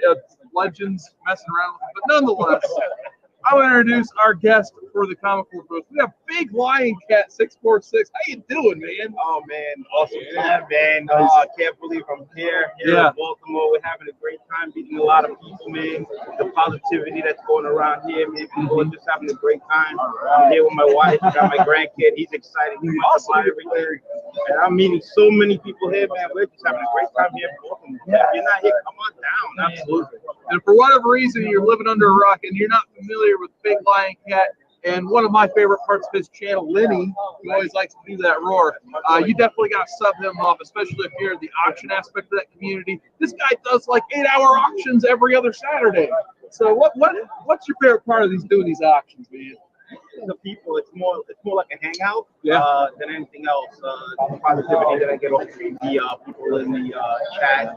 And again, it wasn't started out as an 8-hour open. I started off by myself, doing about 3 hours, and then it just opened up. I started having more people coming on, and then next, we started to notice that the people in the chat stayed with us after 4, 5, 6 hours, and they stayed the whole 8 hours. So dedicated to the chat. This is how it started because of you guys out there, hanging out with us and having fun, and we just kept on going because of you guys. So shout out to you guys for what you created, man. We just had a great time, man. Absolutely. So, like I said, we're happy to have you here. Happy to see you at Baltimore. What are some of your favorite experiences here at Baltimore? Well, it's less crowded than New York. Yeah, it is easy to come in, but again, the venue's pretty big. A lot of stuff here to see. I've seen a lot of things, man. You can probably pick up almost anything here. Yeah. Book covers, T-shirts, lithographs, stuff that lights up. Look, there's tons of books here. The crowd is awesome. Yeah. I mean, it's just a positive place to come in. I would definitely have to come back here, check it out again. Nice place to come in. Awesome. And you got a chance to meet Starinko earlier today? I did Starinko yesterday. That's great, Nice. Starinko, man. He is a character. Yes, he is. I got out the third person online. Nice guy, chit chat a little bit and everything. The cool thing about Starinko, I'm gonna tell you right now, is when I had my books signed by him, he used different kind of coloring. The option, he asks you where would you like to sign, if you want it on the cover, how do you want it on the inside? That's pretty cool too. A lot of people just sign wherever they want or whatever it is, but he gave you that option and he gave you the time. So I gotta give it a shout out to I had a great time. Yeah, I had a chance to meet Starinko several years back. I think it was an Indiana Comic Bowl, and I actually bought like this big, huge canvas poster of him, and he signed it in pencil and everything. He is an interaction unto himself. So if you ever get the chance to meet Starinko, you got to at least take the chance to do it one time. So Drew, what are your thoughts for today so far? Oh, dude, my thoughts for today so far. It's Saturday here. Oh yeah, it's pretty much still so much room. And everybody's having fun. Right, yeah. I got some hot peppers for you. No! So John's got big shout out to John's got some kids.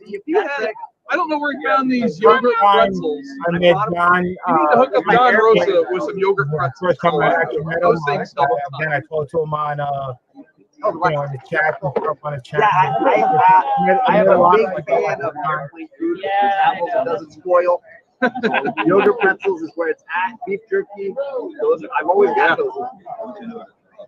Hey, we got JB from Discovery Bay hanging on the side. Yeah, come on in, man. Come on.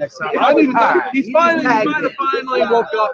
Man, I just woke up. We're going opposite colors. I just woke up. It was at least me too. Yeah, we've got some blue going on today.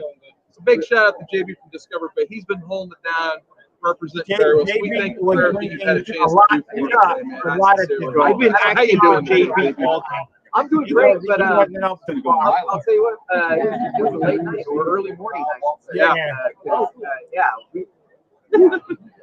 Yeah, I might have to take it easy tonight. Yeah, I would advise that, buddy. Take to the water, pal. So you've probably been, I know no one, you're like Barry Allen when it comes to these conventions, man. I think this is it. All right, so yeah. So my first time about the MoCon, I met a lot of people for the first time. C. Woodard, Drew Manchu, JB. There, you saw John with kids. I met Otto for the first time at this con too. It was a great con. I had a great time, and I've been to Baltimore, I think, 2 more times after that. I've been to Baltimore, I think, about 3 times. Didn't know he was around since early on. You didn't know who was on since early on? John with kids or JB? So I got 4 people still watching, guys. Thank you so much. Again, guys, if you want to come in live, let me drop that StreamYard. Come on, say hello, say Merry Christmas, talk about books, talk about whatever you want. Please join if you like, just to say bye.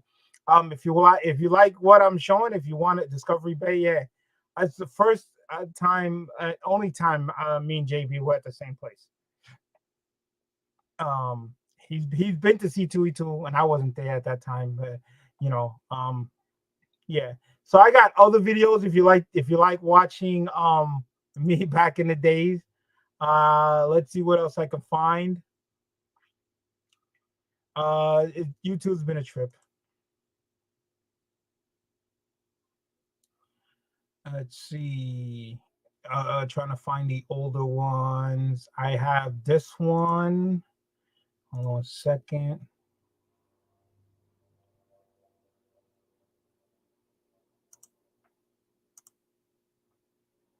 Hold on a second. Let me take this out. Let me share the screen. This was the first time I was on. I met. Well, I talked to him in chat the first time. Went live on his show. Just the Rican. He was doing a community shout out, and he invited me, and so I said, yeah, no problem. So, from New York, I'm just throwing that out there, right? I'm multitasking right now, putting up screens all over the place. And just trying to get this chat up and everything here. There you go. You could tell I was still in you. All right. Trying to learn. What's up? Big Lion, what's going on, brother? Going on, man. It's been a long time, man. Finally. Last yeah, time we're doing it right this time, man. At this time, you notice that it keeps the camera keeps switching off. Depending who's talking, the camera puts on who's talking live. So sometimes it just goes back and forth. Oh man, thank you for having me on your show, man. Really appreciate it, man. It's an honor. Nah, it's not an honor, dude. It's just on what we do, man, for the community, man. We gotta look out for each other, bro. Yep. So before we get to you, and you can plug your channel and all your auctions and all the great stuff you do, bro. Thank you. I gotta jump at number 5 here real quick. Right The comic collector, guys. He's been gone for a while. He is, because he has a very good reason to be gone, because his wife is expecting. They're expecting their second daughter, guys. Nice. So Tim has been collecting comics for about 30 years. 30 years, man. I wish I was collecting that long. But no, I'm not. But on his channel, he's gonna share his collection with you. And he wants to meet people from the comic fam. So check him out right now. He wants to just interact with his friends and just want to build friends and share his passion and all that good stuff. So check out, and also he does amazing comic hauls, and even he got a AOK for Metalrog. So check out the comic collector at 340 subscribers. You can find him on Instagram under the same name, guys. All right. Before we get to Big Lion Cat, let's run it down one more time. If you just joined us, so Fusha's in the house. What's going on, Fusha? Comic for All People in the house. What is going on, Victor Olin? What is going on? All right.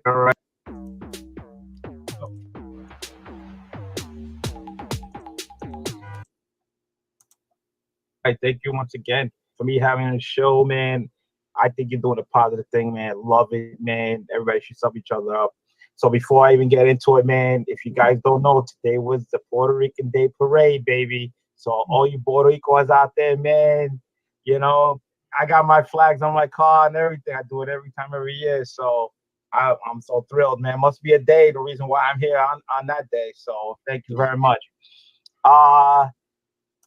For me, born in New York, all right, moved to PA. Been collecting for 30 years. I would say 99% or 98% of my books I have over 30 years that I had. They've been sitting in the long boxes and everything. And years have gone by, picked up and everything. And then, of course, the 90s hit. The explosion, I slowed down, this and everything. So slowly I've been trying to get back in there again. Came across one day where I just started, sending my books to get CGCs and everything. And I came across somebody on one of the chats on the CGC panel, which I reached out to. He was collecting Thor, and then he had a little description saying he has a YouTube channel and everything. Come check So this goes right back to somebody was asking me, how did I find the Warriors? How did I start a YouTube? Here's the story right here. I believe on this video, it explained who it was that I found on CG. Check it out, but, you know, and everything. So I did. I went out there and it was RJ, one half of the Comic Fanatics. There you go. And we started talking. You know, one of the guys, he texted me back. We started having a conversation. And he said, yeah, check these channels. So I started looking more into it and I said, wow, what a comic community out there in YouTube land. And I was like, wow, there's people like me, man, talking about comics, and everything. Yeah. So I was like, wow, man, I got to get into this, man. This is great. So slowly but surely, I went out, you know, I got myself a camera on the thing, on my screen and everything. And I started doing little videos here and there, just, you know, basically just showing off some of my CGC books. I started doing, and then I started looking into more channels and started running into people.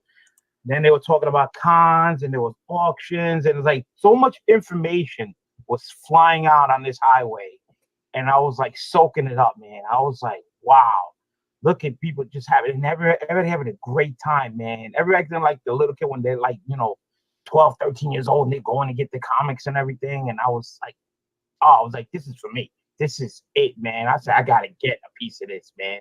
So I got on there, started doing live shows. I got invited.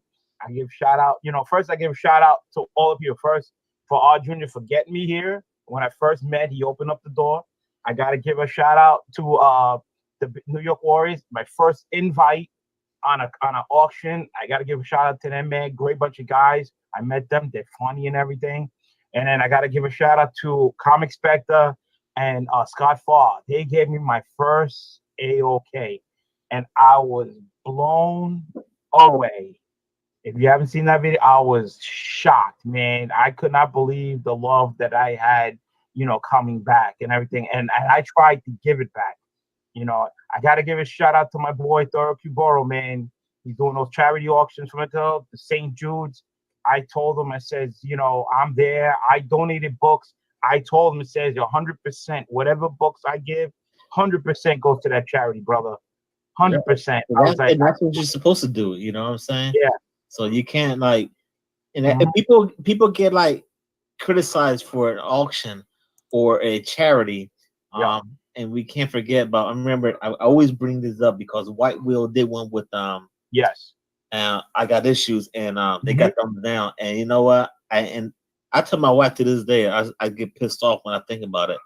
And you know what? It's a positive thing that we're doing for the community. So, you guys do it, and Thoro's been killing it. Shout out to Thoro and all that. So, yeah, I just want to throw that in there so you can keep on, brother. Yeah. So, I got to. So, yeah. So, again, it's just an interview on Just a Rican. I met Just a Rican in real life when I went to MegaCon. The story with that was he wasn't going. It was a 4-day event. He wasn't going, and then he talked to his wife on the last day on a Sunday, and he told them, "Yeah, let's go." So me and my wife was supposed to leave Sunday. Me and my wife were still at the con. She goes, we gotta go. It's a long trip. I said, yeah, I know, but I'm still waiting for one person. I waited and waited and waited until finally he showed up, took a picture with him, met him, said hello, says, I'm sorry that I can't stay much longer, but I have to go back to New York. But I did finally meet him on the last day for just a little, just not long, just to talk a little bit and take a picture and then leave. What a great guy. Hopefully get to meet him again. Of course, I met a lot of people at MegaCon, but again, I've been enjoying going out and again going to cons and meeting people, and it's been a thrill. It's crazy. It's just been exciting. To actually, the funny thing is, guys used to make fun of me at I think it was at Heroes Con. I think it was either the first time I went to Heroes Con or the second, where I would be walking around, hanging out with the people, and people would be coming up to me and saying, "Oh, aren't you a Big Iron Cat on YouTube?" And and I'm like, "Yeah, that's me." and all the guys kept making fun of me, like I was like a big star, celebrity. I was like, nah, no, it's just people, just coming up to me and saying that they watch my show. That really was really like a great highlight. To go places where people actually recognize you and says, "Hey, ain't you the guy in Kyle BLC on YouTube?" And yeah, that's me. And then they introduce themselves. Oh, I'm this person. I'm that person. I'm like, oh, because a lot of people that go in the chat, I don't know by face, because I only chit chat them, and then they tell me who they are, and I'm like, oh yeah, oh, nice to meet you and everything. That's crazy. That to me to this day, I still don't get used to. It happened again. At New York Comic Con. At New York what? No, wasn't even. It wasn't even at. It was not at the con, but it was. I was leaving the con. I left the con. I walked over to take the train to go home. Con was over, and so I'm sitting in the train car. Because it's the last stop. So you sit in the train car. Train car's there with the doors open. So a person comes in, sits down, sits right across from me. I don't know who it is. And they go, ain't you Big Lion Cat? And I'm like, yes. And then he told me who he was. I'm like, yeah, I remember you in the chat when we were having a conversation on the train, just like that. It was funny. And I got off the train. My stop came before his. And I still talk to him on IG. And again, it just blows my mind when things like that happen. It's funny. It's just enjoyable. It is crazy. Let me see. Bilgrim Bush says, I'm sure it feels good. Now you're a pro at all this. I've seen you random streams. I wouldn't expect. Nah, I'm still a newbie, because the reason why I say that is because a lot of the work behind the screens, like when you see my intro, you see the intro, I didn't make that. That was done by somebody in the community, donated and gave it to me. I believe it was Marvelous Comics that did that.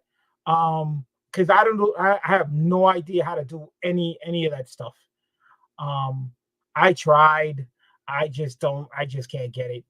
So I'm grateful for people that give me stuff like that. They do it for me. They go, here you go, and I appreciate it. And it's just the way the community is, and I'm thankful, to have that great, awesome intro. And the emblem, I got the New York Warriors emblem, and they also made the other emblems. The BLC 646 emblems were donated.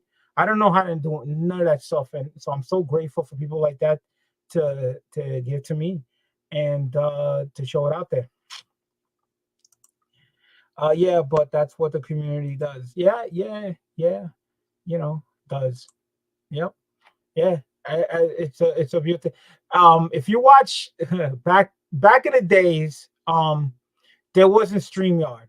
All right, when we used to go live, it was Google Hangouts at one point, and how to link everything up with the YouTube and the Google Hangouts to go live. That was a pain in the butt. I had people trying to explain to me how to do everything. It was not easy. That's how I pretty much, if you want to know how I met JB Discovery Bay, that's how me and him met. He was starting off new, just like me, and he was trying to do the same thing I was. He was trying to do the YouTube and the Google Hangout to go live, to do, to be on the same show together, and it took a while, and me and him were going back and forth, making phone calls, and then finally one day we went live, like, not doing a show, but we went live, like testing, and we finally met each other face to face on the screen at the same, doing the show like this, and we felt so liberated, like we finally did it. We finally completed the mission that we were on for so long, and it was fun. It was exciting. It was great. And of course, Google Hangout changed. That was eliminated, and now we have StreamYard. I guess Google Hangout was free. It wasn't you didn't have to pay, but now StreamYard you pay for the stream services. So now you have to pay for it. So everybody else does it. So StreamYard wasn't that hard. It was kind of easy because the guys walked you through it. You know, one of the guys that was already on StreamYard, and it wasn't that hard. So it was pretty easy. So it wasn't that bad. So yeah, I got a lot of exciting adventures since I've been on YouTube. I've been on YouTube doing comics 5 years. I completed 5 years this year. I think it was like September. I completed 5 years. I can't believe 5 years have gone by. It's crazy. GT Comics, what's going on, guys? Again, I keep saying it. This is a hangout. Anybody can come on live. I'm gonna drop the StreamYard again. Hit the link. Come on. If you got a camera, you can do it on your phone. Say hello. Say Merry Christmas for a second or two if you like. If you want to hang out for a while, please do so. It's been fun. Talking about old days that I've been on the show. People asking questions, how I met people. So you got the story how I met the Warriors. You got the way I got JB. Again, I've been going to cons, meeting a lot of people. I've been meeting a lot of people at cons. It's just been a lot of fun. To go to cons and actually meeting people, you're not alone. That's like, you know, that's what makes it more fun. You can go by yourself to a con, but when you get there and you meet YouTube people that you've been meeting in the chats all the time, then you're not alone. You were people. I forgot. I believe I was at Heroes Con, and I think it was Jigs. Was it Jigs? I don't know if it was Jigs or I think it was Jigs.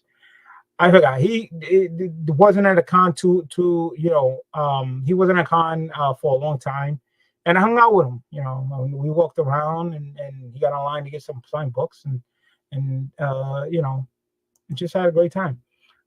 What's the best con you ever been to? Oh man, that's okay.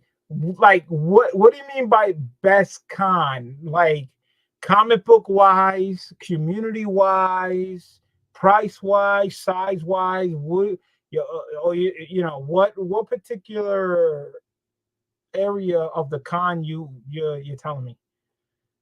Because all the cons I've been to, you know, they all have their good and bad, you know. So I don't know, like what more or less you're looking for me to give you the answer. Like, you know, hunting wise, people wise. I mean, give me an idea of what do you mean by best con I've ever been to. I've been to cons, and which type of cons you're talking about? Because I grade cons like baseball.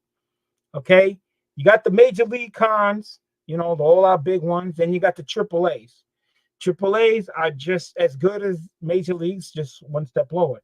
Then you got the double A, which is lower than that. And then you got just the A's.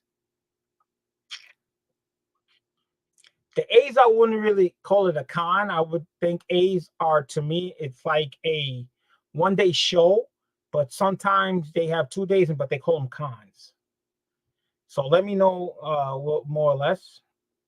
Again, guys, StreamYard, if you want to guys come on, please do so. Come say hello, say Merry Christmas, chit chat if you want. I've been on for close to almost 2 hours, going through a lot of stuff. People ask questions, giving history on me being on YouTube, what I picked up, and what I'm going to be doing next year, and what I'm going to be doing in the future.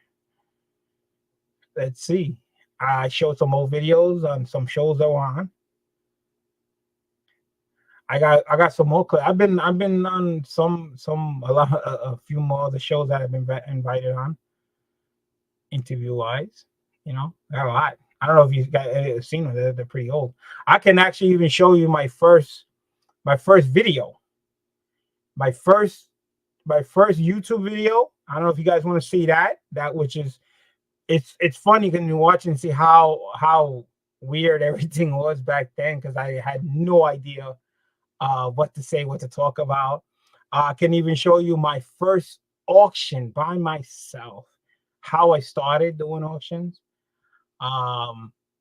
And you're not gonna believe the prices on the stuff that I was selling at that point. It was crazy. So still got 4 people watching, man. Thank you guys so much. Appreciate it. I know it's Christmas Eve. Christmas is actually what, about 3 hours away. Once midnight hits, it'll be Christmas Day. I thank you guys for coming. Hopefully we get some more people in here. Hopefully some people who are not doing that gonna come on StreamYard and hang out and say hello. Hopefully, you know. I was hoping, you know, hopefully somebody. I had Victoria on earlier. She's probably still watching. She first time she ever went live on the show. So thank you for that. First time she was at Cat Blair. Brooklyn Born still trying to figure out what he means. What best con I've ever been to. What, like I said, is it about comic size, you know, comic or size of the place or price wise? I need a little more what thinking about, because like I said, every con I've been to, there's good and there's bad. So depending what you're asking me, you know, let me know. All right. I was just checking my email. All right, hold on. Oh, we got Joy Bag of 7. Happy holidays from the North Pole. What's up, Joy Bag? Joy Bag, you're not doing that thing, man. Come on, StreamYard. Come say hello. Say Merry Christmas in person. Just, you know, the link's right there in the chat, brother. Just come on, say hello. Say hi. Talk for a little while. This is like 5 minutes, 10 minutes, whatever you want. Doesn't matter. Just say hello. You know, be friendly. What's going on, people? I've been on 2 hours right now, just talking it up, having a good time. So maybe I don't know. Do you guys want to see the videos? Let me see. Let's see if I can find it. Give me 1 second. All right, I'm going to show my first video. How's that? My first video should be very interesting. I even screwed that up, the intro and everything. Hold on a second. I got some mail I gotta get rid of. I don't need that. Hold on a second. I was so nervous. Hold on a second. Here we go. This is my first video. The long boxes, give a shout out to them. Thank you very much. This is Big Lion Cat 626. 626. My first video on YouTube. I screwed that up already, right? Just want to say I'm going to show you some comics that I have today that's graded. You don't see anything. First of all, I'd like to give a shout out to RJ from Comics Fanatics. Met him through the CGC. So I know he's overseas. So give a shout out to the soldier over there, and give pride to people who I just want to serving this country overseas. So shout out. So RJ was collecting Thor. That's how I met him. So I figured, let me show you my Thor collection. I was collecting, I think, volume 2.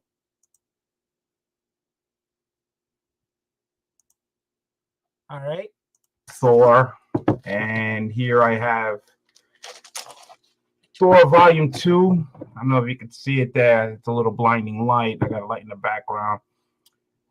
See if this one would no, too dark there. Volume 2. This is the rough cut edition. All these books that I have. This is a 9.4. I had already, and I sent it to CGC to get graded. So basically, what I was showing you is just what I have. And for that was the rough cut. This is also the regular version of the #1 of the Mighty Thor Vault 2. This is a 9.4. As you can see, Thor holding the hammer there. Looks great artwork on that one. They came out with different #1 versions for this volume 2. This one here is the Dynamic Forces edition. Pretty cool. Him holding the hammer all the way up. Yeah, trying to see if I can get that light was just glare out of the way. No matter what over here. And yeah, so that I got on now. It's just that I put something. That was 9.6 on that one. Here's another great one, #1. This one here is the white sketch cover Vault #1. Look at that. You can't beat that. Look at that. That book Love that all white pages. This is a 9.8, as you I can have not see. seen that book. Great Thor hanging out with the hammer there. 9.8, I got that. And then I got one more. All these are number 1, volume 2, different covers. And this is the Sunburst variant cover, 9.6, volume number 2. As you can see, it's a little lighting up there. The hammer glowing. 9.6 on that one. And that's pretty much it. My first video. There you go, guys. So, yeah. All those books I sent in, they were never pressed. At this point in time, I was sending books in to get graded. Didn't know nothing about pressing at that point until, Erod explained everything. So those books there probably can all get bump grades if they get a press. You never know. Some 9.6, 9.4s. Yeah. So that was my first video. As you can see, you didn't see none of this. There was none of these racks. It was just empty. Just the table. This table wasn't here. The table, it was all empty. You saw the whole thing all the way back to the wall. That's how that's how much books and much collection I've been doing in 5 years. How this room has transformed into this big hot mess. It's been crazy. It's been crazy. It's been nuts. So I've been having a ball. Been having a ball doing stuff like this. Yeah, it's just been fun, man. It's just been fun, and I can't wait for next year. What comes up? I have no idea what I'm gonna get. I don't know. Hold on a second. Let me check my Instagram.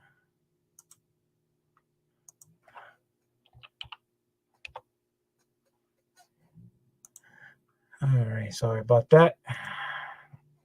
Anytime I go live, either the phone goes off or my Instagram goes off. It's never ending. So yeah. So anything else anybody wants to ask, please feel free to come on again. Say hello, hit the chat, say how you doing. Any more questions you want to know? I got no problems answering any more questions. Again, trying to go to different cons. I would love to go check out my friend Nicholas Goldshore, who's been doing a show in Oklahoma. He started to do a show more than once. He did 2 shows. The only thing is he does one of the shows near Father's Day, and that's usually around the same time Heroes Con is. So it's kind of hard to do both when they're so close. But he did do one near Halloween. He did one in Halloween, Oklahoma. So one day I would like to, again, I would love to go to different places, different venues, different cons. Again, a lot of states I have not been to. I did see 282 for the first time this year. That's the furthest west I have ever been. I've been up north. I've been to Canada, and I've been all the way down south to Florida. So, and I've been to every state. I've been to every state on the East Coast. All right, every state in the East Coast, or I drove through it. So from here going down south, I had to drive through, of course, Maryland and West Virginia to Virginia to get to North Carolina. But I never been to like Kentucky. I did drove to Ohio and Indiana to get to Illinois to Chicago. So I did hit those states, but I didn't stop. I mean, stopped to get gas, but never actually stopped to go to a con in any of those states. So hopefully one day I will. Let's see. Brooklyn Born says, never wanted to go to San Diego Comic-Con. I would love to do that once, but it's like a New York Comic-Con, sold out, massive people. I would just do it once. Just do it once, just for the experience. But I know those tickets are so hard to get. Because trust me, New York Comic-Con was not easy either. I tried to get the 4-day pass, couldn't even get it. Because you got to fill out a form, an application first, and which I did, and then I tried to get a 4-day pass, couldn't do it. I guess everybody else was trying to get on it. I don't know if I was doing it right. So I had to individually buy individually that, which really pissed me off. So San Diego, I can just imagine it's probably like 100 times worse trying to get the tickets from what I hear. You either have to know somebody who already has access to them, or have extra passes or something like that. But if I had an opportunity to go and do it once, I would say yes. I would love to go to San Diego. Here it's really, really nice. Near the con, to enjoy it. You know, would I do it? Yeah, if I had the opportunity. Yeah, some verification. Yeah, it you had to go through that, and I filled it out. And New York Comic Con that came around, I tried to get my 4-day pass, and it I don't know, it was giving me issues. It was telling me something, and I couldn't get on or something like that. And the 4-day pass was sold out within hours. That's how fast it was sold out.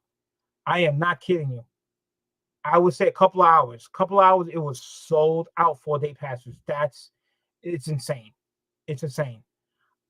Again, I don't know if I did it right or was doing something wrong. I even made a complaint. I sent in a complaint saying that it was giving me false information, that it wouldn't let me go through or something like that. And they never replied to me. They never replied to me. They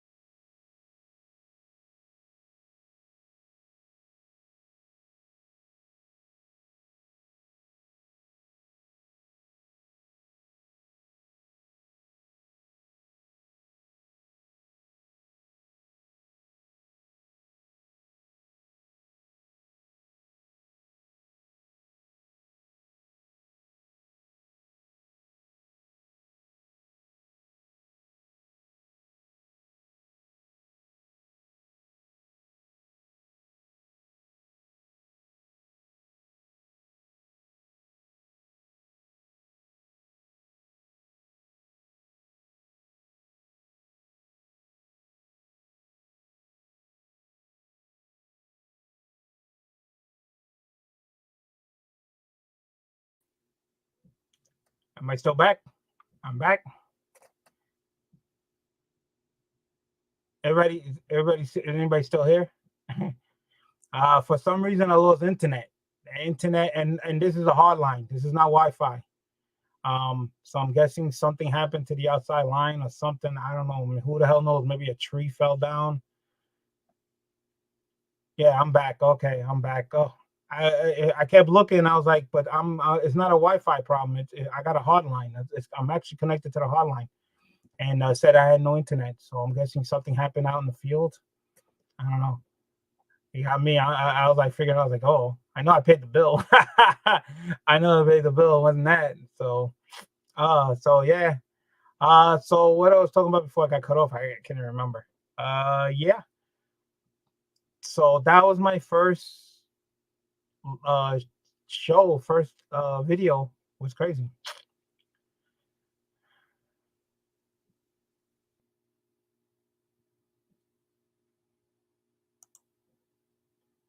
Blitz comment. Yo. Okay, Blitz comment. Don't know who you are, but okay, it says yo. Makes me wonder who you are. Okie dokie. So once again, guys, just showing some old videos, me back on YouTube. If you guys want to see what I'm just me. Okay. You just you. Not a problem. So let me check out, see if I can find my first auction. My first auction. Give me 1 second. You know what? I'm going to show you a different video. I'm going to show you a LCS store that I went to. Okay. Hold on. Let me. Shit. Give me 1 second. I'm hitting the wrong button. Okay. Pause it. No, didn't pause it. No, I paused it. All right. I'm from New Mexico. All right. I went to a LCS here in Pennsylvania because they were doing a Clayton Crane signing. Clayton Crane was signing on Sunday. So I left here Friday with the wife and grandkid, and we decided to make a weekend out of it just to get away from the house. It was in Altoona, Pennsylvania. It was about, I don't know, like 4 or 5 hour drive, going west from where I was, somewhere in the middle of Pennsylvania. So we got there Friday, checked in a hotel. It was late at night, so we ate. So Saturday I got up, went to check out the LCS, did a video, bought some books, because I know Sunday was the Clayton Crane signing, and they were going to be closed just for the signing. And X-Men Mike, me and X-Men Mike were going to be online to get some signed books for Clayton Crane. So that was pretty cool. So I did a video of the store. It's called the Comic Vault.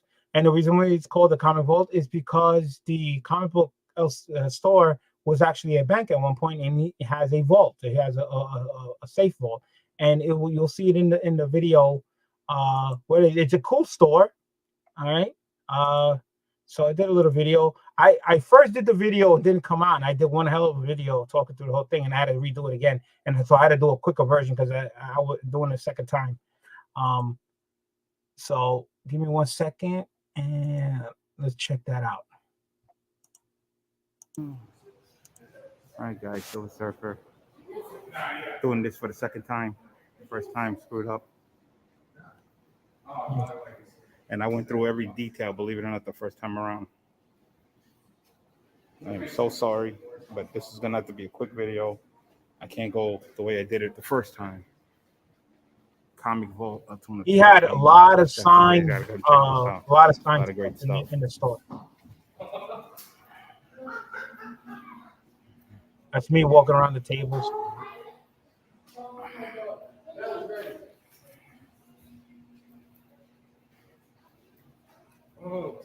Of course, those tables, you know, those card games. They're overblown. Under here, guys.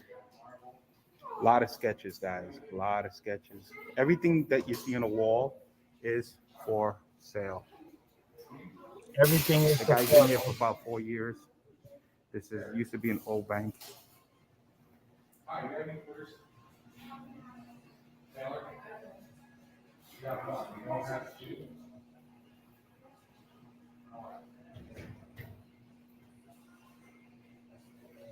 Over Commander sketch. You got Joe Book, 9.6.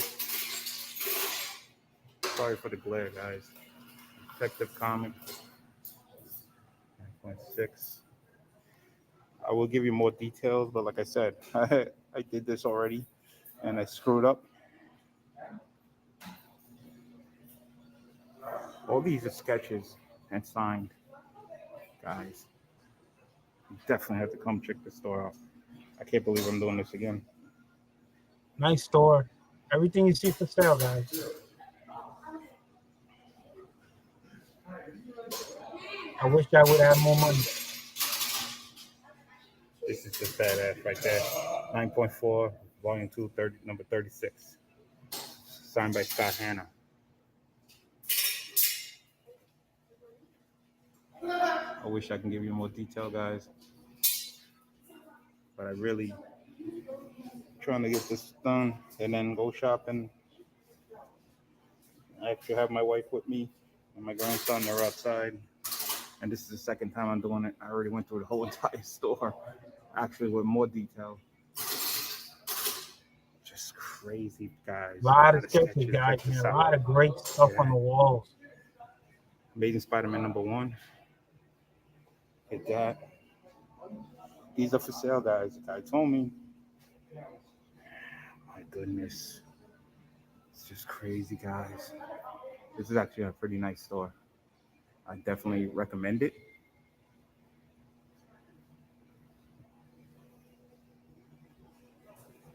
I know I'm going fast, guys. I know. A lot of stuff on the wall sketched and signed, man.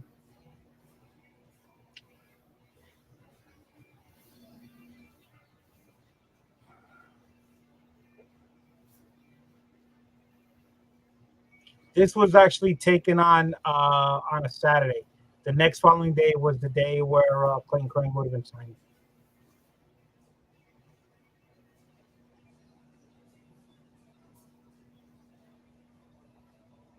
That was a nice Spider-Man right there. Another great, amazing Spider-Man. X-Men. That's dope.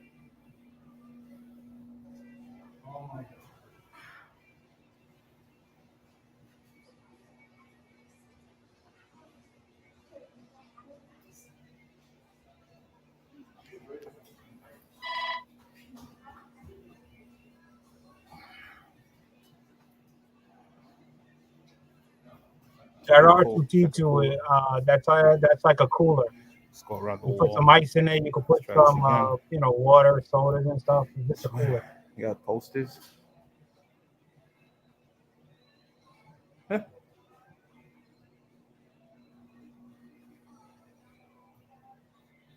That's pretty cool. Star Wars neon light. It's got some cutouts. Some fighter. Some statues. I love that plush light up. That is so cool. I know, guys, I'm going way too fast, guys. I know. Just bear with me.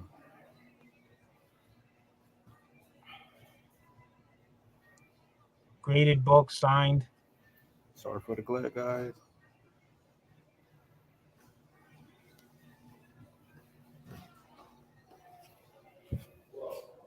That's badass right there. A lot of number great 36, books, guys. man. Signed by Dexter Soy. Sign and sketch by Dexter Soy. Lot of sign and sketch, guys.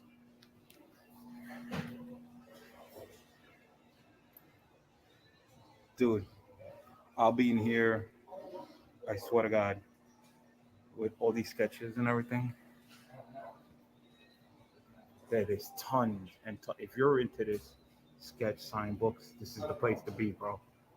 Got tons of stuff.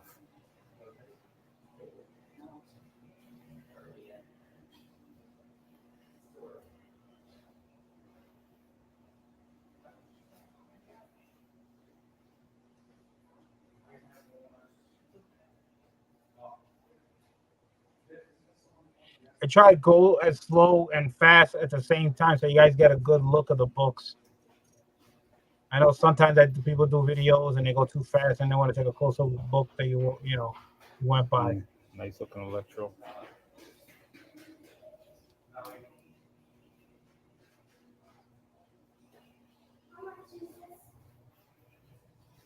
That's nice.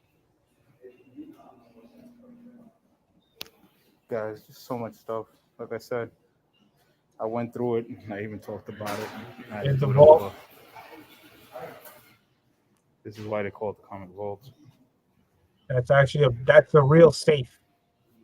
That's a real vault, guys. That used to be a bank. You can see the door.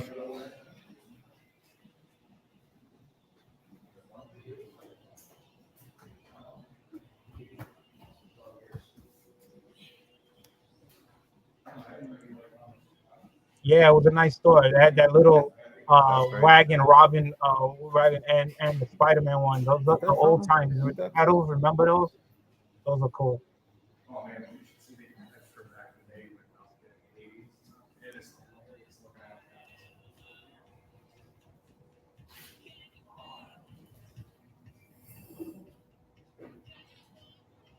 Look at those great, amazing Spider-Man books, man. Damn.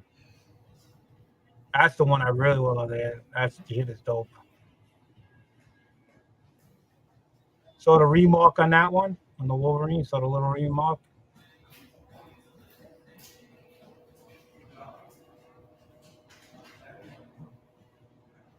A lot of great books, man. A lot of signatures. As you can see, he's got a lot of signed sketches, a lot of signed books.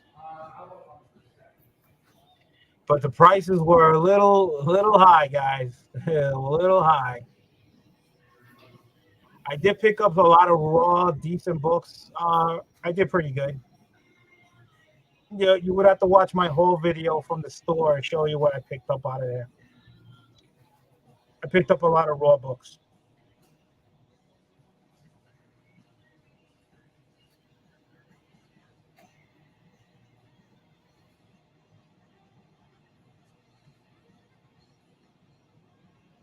This is one of the reasons why I love going out to shops and stuff to find stores like this.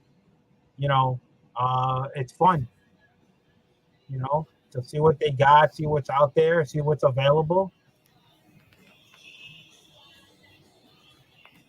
Yeah, you got a little soda machine. There you go. You got the glass case, cards. That's a pillar. Go around. You even have books on the pillar.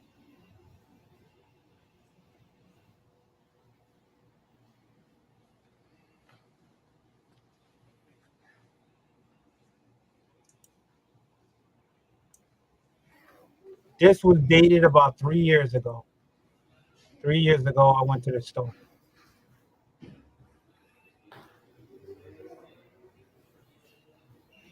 This, of course, meeting Clayton Crane. This was before the acetate incident.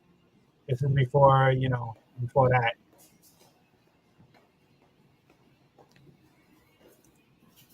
I still haven't gone to Rose Collectibles in Queens. I heard you mentioned it before. Yeah. It's a good store. I think I did a video on that too. I don't know if it's on YouTube or on Instagram.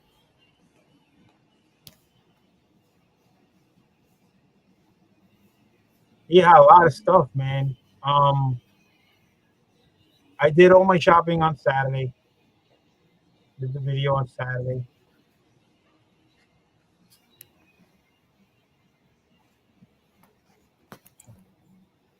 It's hard to get the glare out, guys. There you go. There's the first Sabretooth right there. That was good. Signed too. Nice grade. There's first Black Bolt right there. First Polaris right there. There's Spider-Man, Daredevil. Cool cover. I bought some books off that wall. I bought some raw books from there.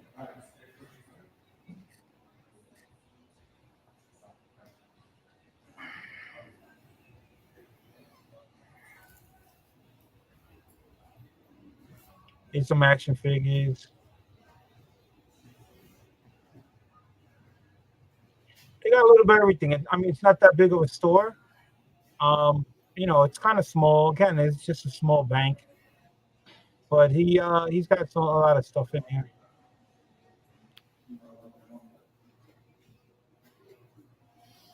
So,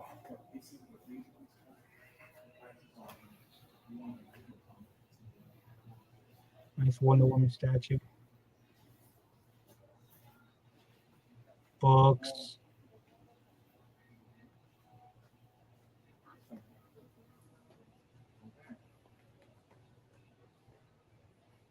I try to capture as much of the store as I can, so you guys can see how much stuff is really in there. Again, action figures. There's some Spawn action figures.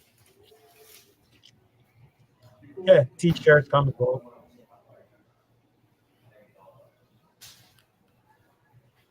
Nice stuff to put on the wall. That Spider-Man upside down in the corner. That's pretty cool. And these are, I believe, the books that were coming out. I guess those are the new releases. All the recent issues, guys. Yeah, recent issues. See, those are the recent books. Crazy how the store is, man. Highly recommend checking it out if you can.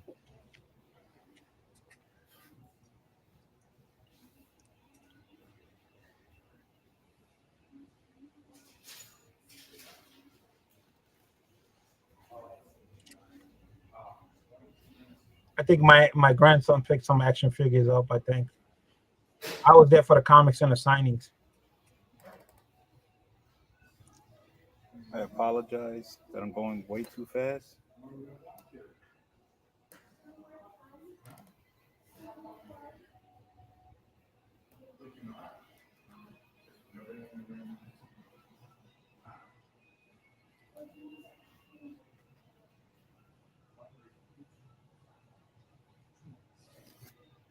There's some short boxes there in front. I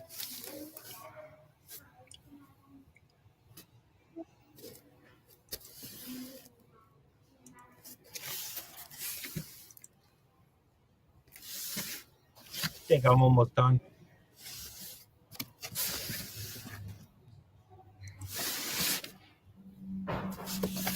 Yeah, I think we had enough of the show of this. So let me stop that. Take this off. Yeah, so that was a nice little show, nice little 3-day trip. The funny thing is, I got there early on Sunday morning. Had a chair with me. Said, did you buy much? That artwork was still. Did I buy much? I would have to go back to my video of what I picked up from the store. It probably in the link where it says all my unboxing pickup, it should say Altoona or what I picked up at that store. I could find the clip and find out what I picked up. But the story behind this was that was Saturday. Sunday came around. We only had one car. So I got up early, took the car. I told my wife the hotel wasn't walking distance. I tried to get one, but there wasn't any. So my wife had to take a cab. I was originally trying to catch a cab to drop me off there so she could take the car. But this is just a small town in the middle of nowhere. And I guess they didn't have cab service at that time early in the morning because I wanted to get there early to get online. Because there was a signing at the store. So I took the car. She took her time getting up and she took a cab over. So I got online. I believe I was number 7 or 8 on the line. Set on, and the line coming from New York, the line wasn't bad. Because in New York, the line would freaking wrap around the corner of a block and keep going. So to me, the line was pretty decent. It was from the corner up to the block. It was a short block, and then pretty much turning the block just a little bit, and that was it. I would say, I don't know, it had to be 60 people. I would say a number 60, maybe 70, because I can't see how many people were on the line behind turning the corner. But I was close to the front, like I said, number 7 or 8. The first 2 guys or 4 guys that were online, they were from Scorpion Comics. They were from Scorpion Comics, and they were there like probably like the day before, like Saturday night, they were already online. And now I know the reason why they were there so early, because they brought tons of books, because there was no limit on whatever Clayton Crane was signing. So it wasn't a limit of 2, so you could bring whatever, how many books you wanted. And these guys brought tons because they were representing Scorpion Comics. So this is how they get signed books, and they bring so many. So first of all, Clayton Crane was late, wasn't there on time. So that was one thing. So when the handler showed up, came out, saw the line, and he went to cap the line. He came to cap the line, and he did. He actually kicked people off the line. He said, "This is where we're stopping." And remember, it wasn't that big of a line because he was late. Then when he was inside, he was late. He was signing the books first for the owner of the shop, which that was going to happen. So I don't know how many books it was, but he was the first one to get signed books, of course. Then Scorpion Comics went in there. When they went in there, that line didn't move for hours. I was still, and I was number 7 or 8 on the line. These guys brought tons of freaking books, way too many books to get signed. And don't get me wrong, I brought a ton of books myself, but I brought my books to get signed. I brought friends that wanted to get signed. So again, there was no limit. X-Men Mike first wasn't going to show up. He said he was thinking about it and said, "Listen, I'm already here. You might as well come." So he dragged his butt out. He finally came. He got his signed books. Once he got his signed books, he was gone. So I got in line there. I shout out to my wife who was giving me a hand of getting the book signed when I was inside, because there was a lot of books and they were all getting graded. I believe I had 2 books for Amazing Murphinator. Murphinator wanted just to sign books. So I said, Murph, I'm going to do you a favor while I was online. I said, I'm getting my books graded, so I'm going to get your books graded for you for free. That's what I did. And Amazing Murphinator was very pleased, shocked. And I said, yeah, no problem. So I got his 2 books graded. I sent it to him when I got them, and I gave it to him, and he was thankful. He was very happy, that he got the books. First of all, he got it signed the way the color coded he wanted, and and he got them graded. I told him, if you're gonna get the book signed and graded, you might as well get it protected. So I did him a favor. I didn't charge him nothing, absolutely nothing. He charges 2 books. I just tacked it onto my bill, and I gifted him the graded books. That was me. Hold on, we got somebody joining the chat. It's called Brandon Looney Tune Fan 2000. What's up, Doc? What's going on? Listen, if you want to join, say Merry Christmas for a second or two. The StreamYard is right there. You can come say hello. You want to talk, hang out, please feel free. This is just a hangout, me just being home. I've been on for 2.5 hours, just chit-chatting, showing some videos, going on some stuff that I've gone through. So if you feel like want to come out, please feel free. So yeah, so Clayton Crane capped the line. These guys holded up the line. It took me, and I was like, listen, guys, I was like number 7 or 8. It took me close to, I think, 4 hours to get in there to get my signed books. That's a way long time to get signed books, because people was getting graded. Let me see. What do you say? What is your favorite signed book from your collection? My favorite signed book for collection. Well, I'm thrilled because of this book, because of the fact that, like I said before, I didn't get signed books early when I started collecting, when I had the chance. So I was grateful and fortunate to buy a book that had 2 signatures. One was Stan Lee the Man.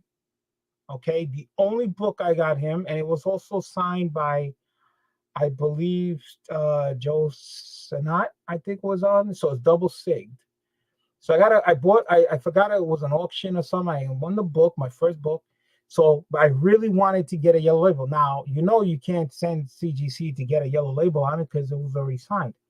So I send it through CBCS to Biggs. Shout out to Biggs to give me a hand because he has the account. I shipped him the book. He shipped it under his account to CBCS. And of course, you know, there's a chance that it might be Stan or not because they say sometimes Stan didn't do all his autographs. So I crossed my fingers. And the book came back graded, I think, a 7 something, and it said signed by Stanley the Man and Jim Sana. So to me, that is my only book I got from Stan the Man, and it is labeled Stan the Man. So I would have to say that is probably one of my favorite books because it's signed by Stan the Man, and it's the only one I got. I do have other favorites. But for that one, I would say because it's the only one I got, and it is Stan. But yeah, that would be my favorite signed book. My favorite autograph is it's no doubt that I got a signed picture by the dynamic duo. One signed by Adam West and one from Burt Wood. Those are probably my best signed pictures that I got. That I actually got to meet the two, because I was a big Batman fan TV show of them, and it was great to meet them. So that's my signed autograph that are my favorite, and that was, I would say, my favorite song, signed book that I got. And yeah, it's just that's what I got. I was just glad to meet them. And the funny thing is with the Adam West and the Burr Wood, I actually met them at Big Apple Con in the city. And I actually have a personalized picture with Burt Ward, me shaking his hand to Burt Ward. I got that picture right over there on the stand. Besides the picture him signed, he signed the other picture of him. That one that's personalized with me. He didn't sign that one though. And when I was at the table for Adam West, I was actually talking to Adam West at the time when his daughter just showed up, and then we decided to have a conversation. The daughter and him, all three of us, you know, just saying hello, you know, how's everything, which was pretty cool. Wow, that was very cool. Where'd you meet that? That was at Big Apple Con. Southport Brad, what's up? Yo, BLC, what's going on? Okay, live. Never gone to Big Apple Con. People say they are pricey for the books. Yeah, it's crowded, but it's good. You know, come check it out because a lot of times they got people that you probably want to sign book from. You know, they always got great people. Southport Brad, what's going on? Listen, if you want to come on for a little while, say Merry Christmas. If you want to talk a lot, there's StreamYard. Please feel welcome to come on and say hello. You know, or talk or hang out, whatever you want to do. Be nice to have you know, people coming on. I've just been talking away. I've been on for 2 hours and 42 minutes, going through a lot of stuff, which is pretty cool. Yeah. So the funny thing, that's if you ever ask me the question, what was my first con? My first con, I have to actually say, was Big Apple before it became Big Apple. Before Carbone started Big Apple Con, he was doing his show out of a basement in New York City, in the basement of a church near Columbus Circle area. That where he started, and that's where I was going to his first shows before he became Big Apple. Then he became Big Apple, and then he moved from Columbus, went to the Pennsylvania Hotel right across the street from Madison Square Garden. That's when he moved from there to there, and then I've been going to that show. That's where I met Manny, was there, and a couple other warriors, and that's where I met a lot of I started getting signed books. That's where I my first 2 books I got signed from Jim Lee was at Big Apple Con. I met a lot of actors and stuff like that at Big Apple Con. Then you didn't know that. Yeah. Again, they always had celebrities. They always had WWF wrestlers there. I saw Virgil, the $1 Million Man was there. They had the Knicks cheerleaders at one time. They were there. I saw all three Brady boys that were there. One of the actors from Battlestar Galactica was there. A person from Buffy the Vampire was there. Me and my wife got to meet Lou Ferrigno. Was there. Me and my daughter went to meet one of the kids that played in Harry Potter. Played Malfoy. She got to actually take a personalized picture with him. We met one of the actors on Twilight. And again, just a lot of celebrity that were there. What you call the Power Ranger that passed away was at one of these shows at one time. The kid that played in the Star Wars Episode 1 that played Anakin when he was a little kid, he was at the show. That's how far back we're going. Yeah, there's been a lot of celebrities that I've seen at these shows. The thing with them was it was very, very small, even though it was 2 floors, crowded. You bump into a lot of people, but it wasn't expensive to get in. But that was my first con, and I used to go there all the time. Here's the funny thing: I actually knew one of the bouncers from there, one of the security guys, who we're going to call it.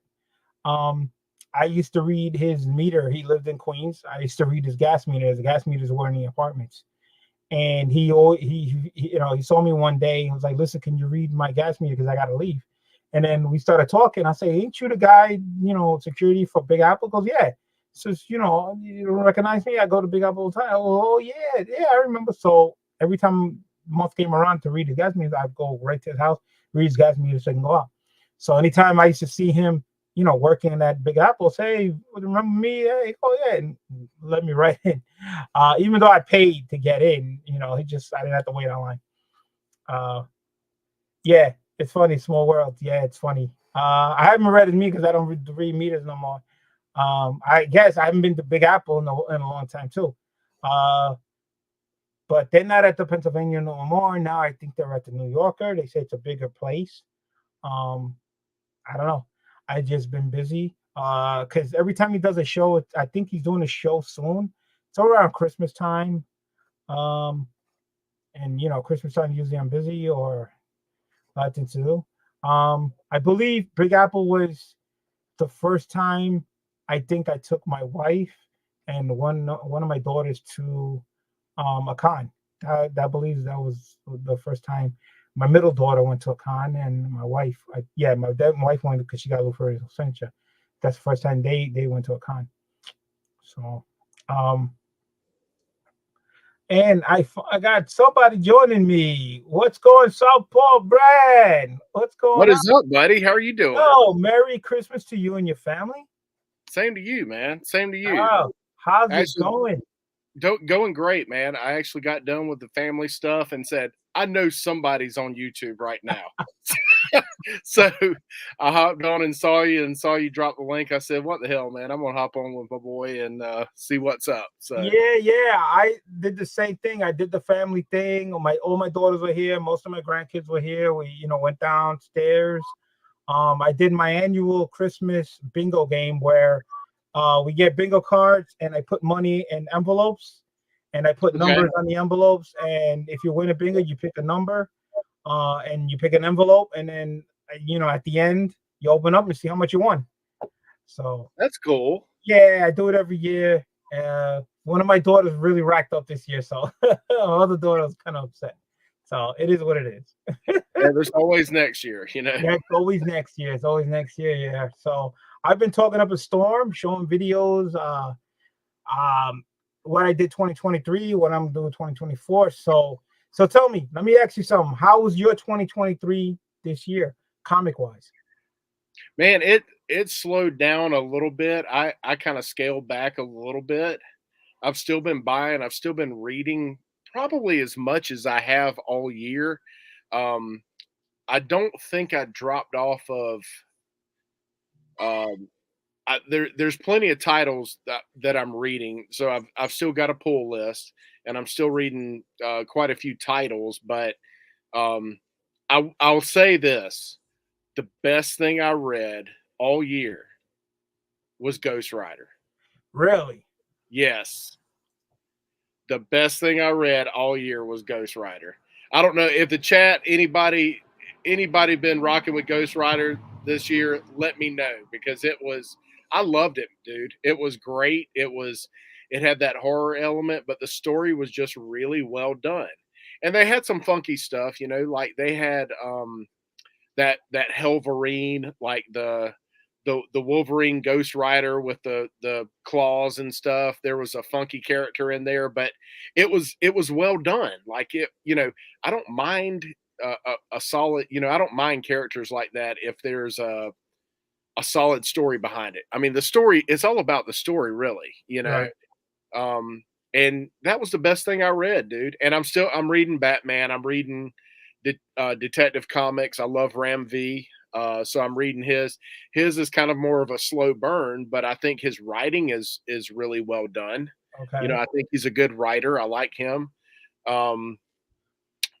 It's but I kind of probably slowed down a little bit. Now, here and there, I have been trying to pick up some slabs here and there for just like, I mean, there's a price where you just can't pass it up. You know what I'm saying? I mean, and there's stuff going for cheap. So my advice to folks would just be, if don't give up on it.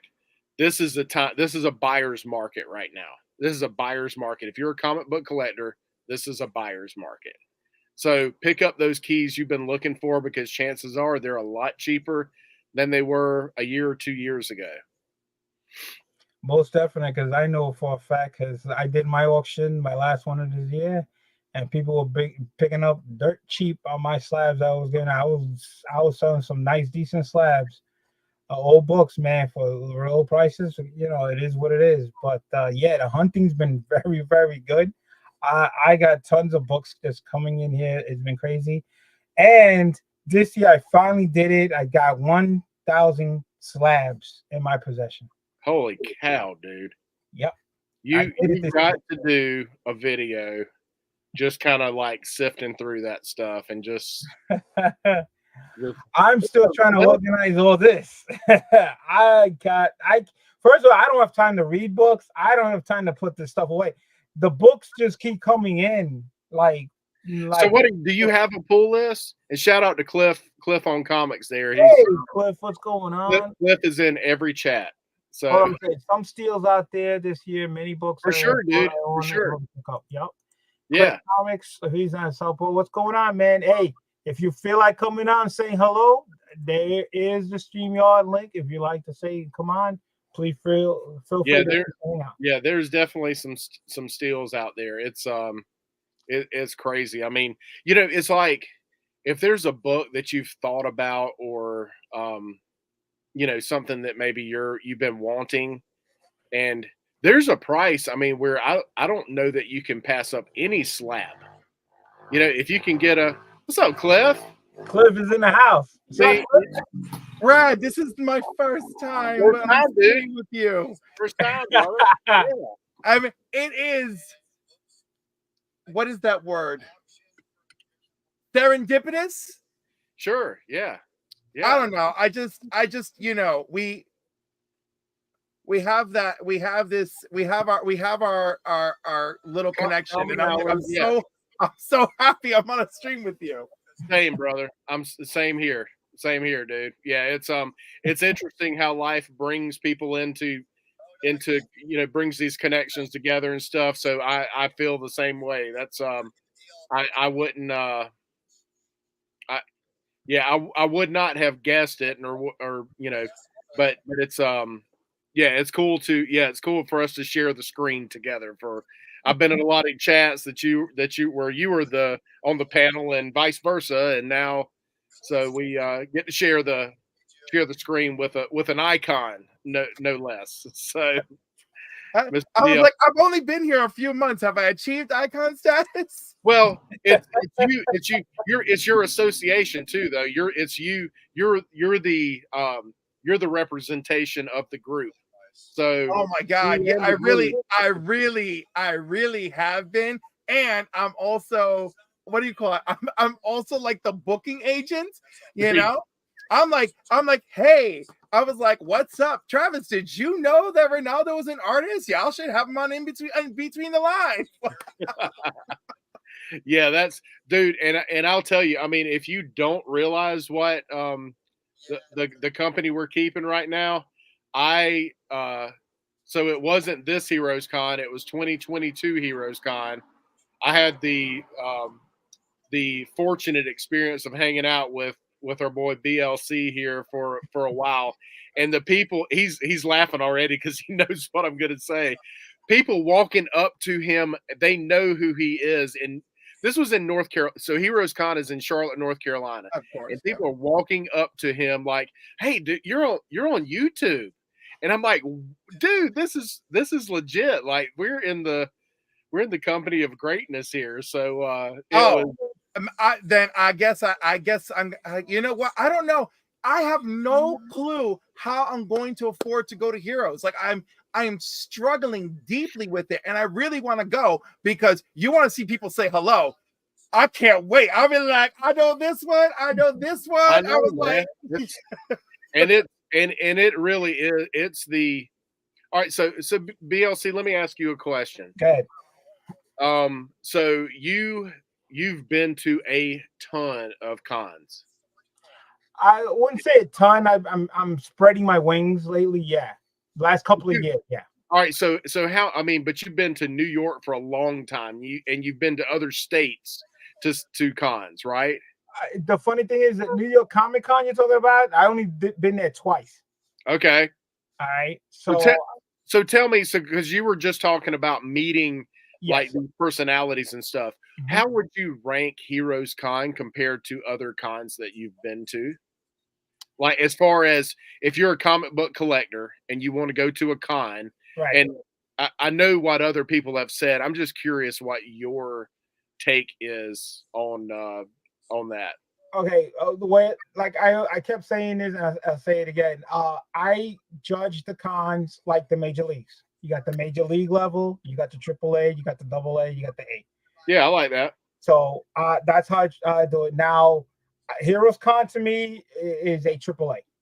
Reason why it's not AAA, not a major, it's almost like a major. The thing is, it's less crowded than a major league one. It's just as good as a major league one, meaning signed books, artists, and stuff like that. It's just one step below, price wise, and you still get everything as almost a major leagues. And again, the benefit I would say is it's a lot roomier, a lot more comfortable. I should say not as hectic, not as much. You have to run around as much. You do your little running, but not as much. So it's just one step lower. So that's where I put Heroes Con as a AAA. AAA, like I said, it's just as good as a major. Yeah, that's not bad at all. The reason why I really liked it, and I don't go to a ton. In fact, other than local cons, Heroes Con's the only big con I've been to. But the reason I liked it was, I'm not a pop culture fan as much as I am a comic book fan, and it is a comic book fans con. Yes, you know, 100% agree. Heroes Con. If you're looking for comics, this is one of the highly recommended ones. I would say. I was shocked to see how many sellers were there with comics. I mean, I couldn't even hit every table, and I was there all 3 days. That's how much it was. It was that much. The deals were there. The comics were there. It was incredible. It's a fun place, easy to access, to get into. They run it real smoothly. The neighborhood's not bad. The price to get in is not bad. Again, a lot of room. It's a very great con. And for being where it is in North Carolina, it's a good spot because a lot of people from the north head there, and a lot of people from the south head north to it. So you get to meet a lot more people from both directions in the middle. And apparently some West Coasters too. Yeah. And it's the HeroCon that just passed this year was probably bigger than the year before and the year before that. Getting together, I met so much, and we had a good time. It was an awesome time, all the way around. Price wise for the venue, meeting the people, comics, the hotels, and the weather was great. So 100%. Highly recommend it for HeroesCon. A lot of stuff like within walking distance as far as restaurants and stuff like that too. So I love y'all. The recommendations are endless. But when I cry and go, I don't know how I'm gonna afford it, everyone's like, yo, dude, I don't know. Figure it out, Cliff. It is not that expensive. The price went up for the 3-day pass. Back then it was even cheaper, and it's still cheap. It's still probably one of the cheapest for a 3-day pass. And the hotels are not bad. My hotels, usually I book one, it's basically 1 block away. Because I buy so many books, I got to walk back to the hotel, drop it off, and then go back. Right. But, you know. I did. So when we went last year, so 2022, I stayed off site. And I swear, man, you'll end up spending more on Uber rides than you will. Because we stayed out late. A couple of us stayed out late a few times, and you'll Uber rides get expensive after midnight, and so you'll end up spending more on Uber rides than you will if you actually pay more for the hotel and stay right there within walking distance of the con. So it's definitely worth doing, and I love the fact that there weren't a lot of people from like TV shows, WB, DC, or Marvel shows or any of that kind of stuff. It was all, or voice actors or any of that kind of stuff. It was comic book artists, it was comic book writers, and it was comic books. And they had a couple of booths that were like action figures or Funko Pops, but there wasn't a ton of that stuff there, man. I mean, if you were looking for that, that wasn't the con. But if you're a comic book collector, that's the one. Well, that's what I love about Baltimore Comic Con, because that one feels like, even though they still have their celebrities and stuff, it still feels like you're there for comics. Baltimore Con, because I've been to Baltimore. Baltimore feels like HeroesCon. Same thing. It's easy to get into, not as crowded, and Baltimore to me is a AAA. So that should give you an idea how HeroesCon is. And it's funny because when you move up from AAA, you now are also like, it's a great big show, but it's also the category where all the other influences come in that kind of turn me off, right? Not that they all turn me off, right? Like there was one year I was interviewing the cast of The Tick at New York Comic Con in 2017, and I had a spectacular time doing that. But like the show based on a comic book, so like all my nerdiness came together. And but So even Cliff is a bigger deal than we realize, and I'm the outcast here. I'm a small time YouTube guy with less than 200 subscribers, and you guys are just freaking. I haven't done anything to deserve to be on this panel. No, stop it. Now listen, it's not fair. I've been going to comic book shows since I was 13 years old. Yeah, man. And I'm gonna be 46 in a week from tomorrow, and I hate to think about it. You're still young. You're still young, brother. You're still young. Well, not having kids really has blessed me. So, like, I know kids make me old. Yeah. So, like, the grandkids make you young. The BLC. I mean, they got so much energy, and I got 9 of them. So you have nothing left when you see them. Nothing. I'm tired. My wife is tired. We're tired. They got so much energy. They're all over the place. They get into everything. It's insane. Oh my God, the great grandchildren. My mom is terrified that they're just gonna knock down our mini tree in the living room tomorrow. And I was like, I think they know better than that at this age, because like they're just old enough, and one of them actually started going to school. So I'm like, I don't think they're gonna destroy the tree. And my mom's like, they could destroy the tree. If they do, it's just a good story. Hey, remember when? Remember that time, and you just got to roll with it, man. It's all memories, Oh, we roll with it, right? But you know how it is. And Lion Cat knows because my mother's Puerto Rican. First the tree comes down. Then the scandal begins because the tree is down. Then you immediately make sure that the children are all right. and then you proceed in order of operations, and then and until the tree is back up with misshapen ornaments, and then that's it. Let's go and eat pie. Oh, just gotta hope the cats don't get into the tree. So yeah, we got no cats animals here. No animals. Here. I got cats here. This is like Wild Kingdom in here. We got like 5 of them. Fantastic. That's awesome. So that's cool though. That's so what would be so you put Baltimore and Heroes Con on equal footing. Yes. Triple A. The reason why, again, AAA, because price getting in, space.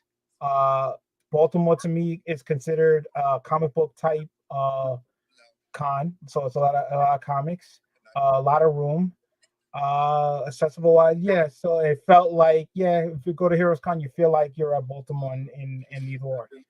And again, they're both 3 days events. That's also why it makes it triple, because a lot of cons and shows and stuff, they're either 2 days or 1 day. So considering this is 3 days, that's why it gets a little higher, because you get to go more days. Because you need to go more days because that's how big the place is, and it takes you more time to get around and to shop. And there are vendors you want to shop with, Exactly, and people to say hello and stuff like that and hang out. Dude, so 2 years ago is when I went to Ottawa Comic Con, and of course I've used it as the excuse to also see family, right?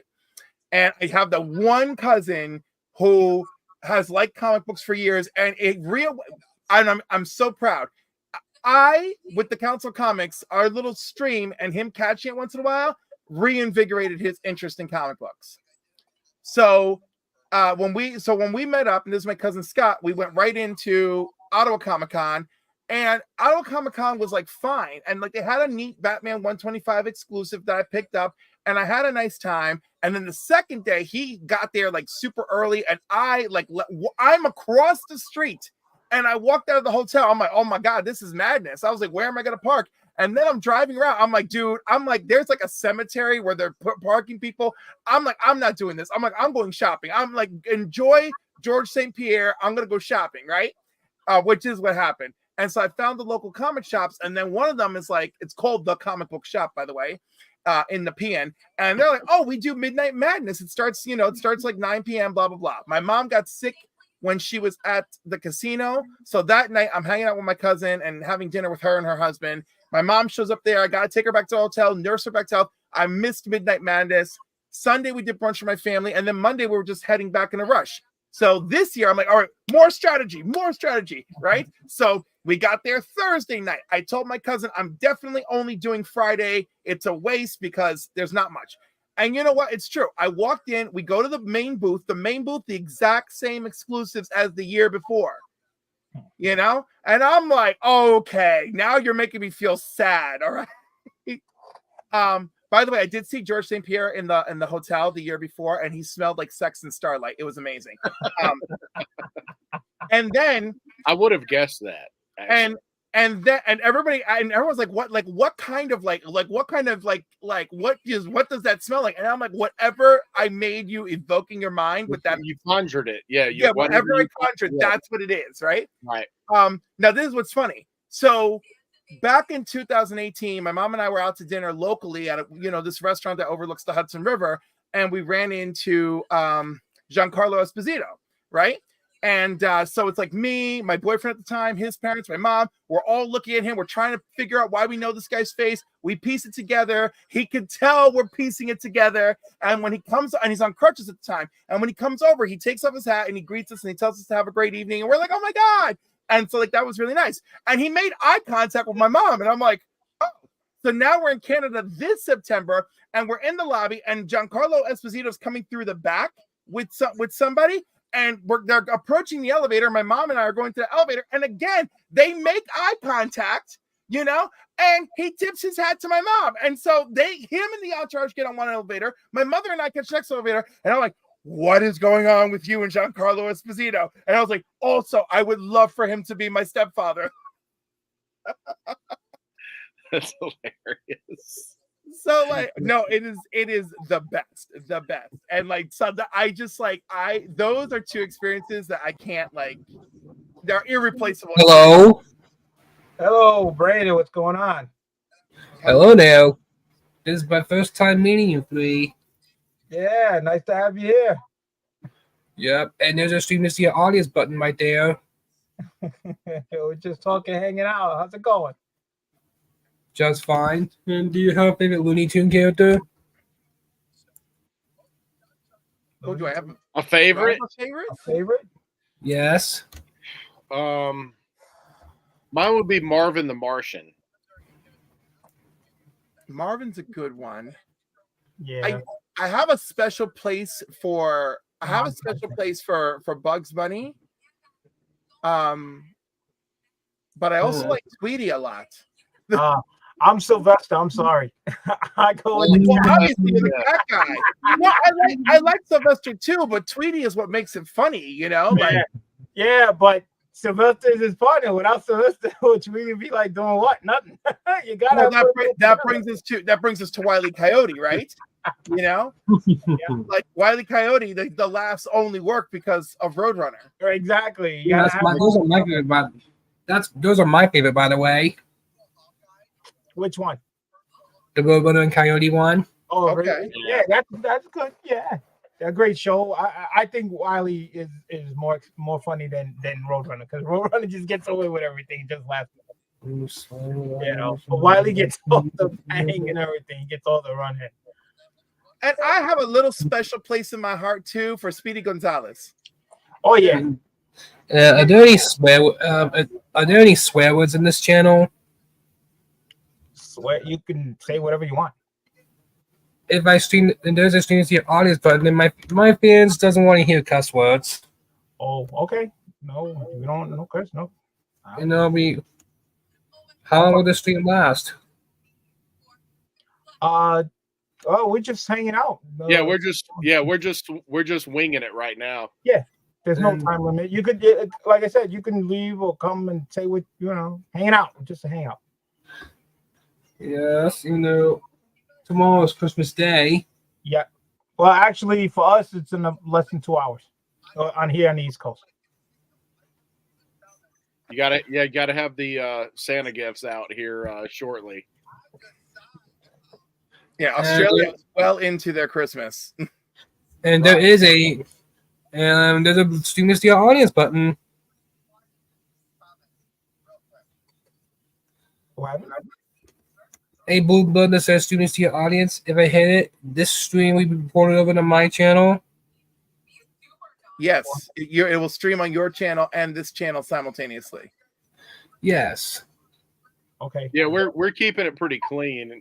Yeah, we're keeping it pretty clean. Yeah, it's pretty clean here. We're just talking about cons and just talking about comic books and the year-end review for comics and 2023 and that kind of stuff. I mean, y'all cannot trust me if you don't keep me on comics, but I'll behave.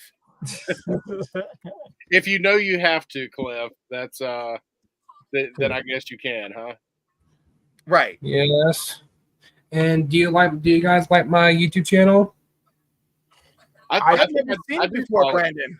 I think I passed by and seen, so many channels. Yeah, I've seen. So let me ask you some questions. Like, where exactly are you? You're in Australia, or what part?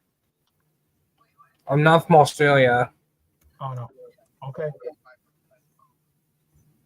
So where you from? And how much do you like my channel? Well, I just gave you a sub. What about the other two people here? Yeah. Yeah, I think I follow you too. I think so. I have to check. Give me a second. And looks like I just made 3 more friends. Exactly. That's what it's all about, right? Yeah. Give me 1 second. Let me see. Type it in. I got so many channels. There we go. You're right here. As soon as I typed it in. And yeah, I'm sub to you. Yep. It's up to you. So if you're not from Australia, you just say where you're from. I'm in Pennsylvania, so that's where I'm at. Yeah, my favorites. My sub count is 2490. Yeah, I'm subbed to you already too, Brandon. Yeah, I'm subbed already. Yep. Yep. Looks like I just made three new friends here. Perfect. So where are you located? Why you want to know that? You could just tell us what state you're located in. We don't need to. Oh yeah, we don't know the exact address or anything like that. We just, from your accent, I thought you was from Australia. That's what I'm saying. So I don't know. Ohio. Oh, you're in Ohio. All right. I have family in Ohio. All right. Yeah. I drove to Ohio to go see 2E2. That's, I drove by. Just to get gas. I would like to check out some cons in Ohio. What's some This is good my cons? first. This is my first time ever being on this channel. Oh, nice to have you here. You're welcome to come on the channel. Nice to have you here. Yep. Merry Christmas as well. Yeah, Merry Christmas, Happy Holidays if you celebrate. Yeah, I'm getting very close to 2,500. Okay. So, like I was saying before, I drove through Ohio one time. So is there any cons in Ohio that you recommend? Have you been to cons in Ohio? No.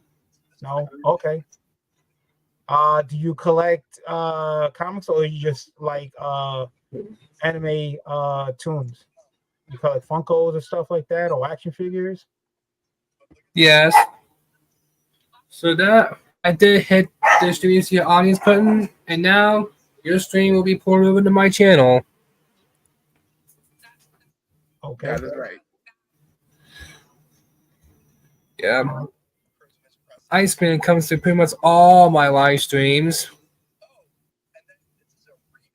Yeah, I see him commenting in the chat there. Merry Christmas. Iceman.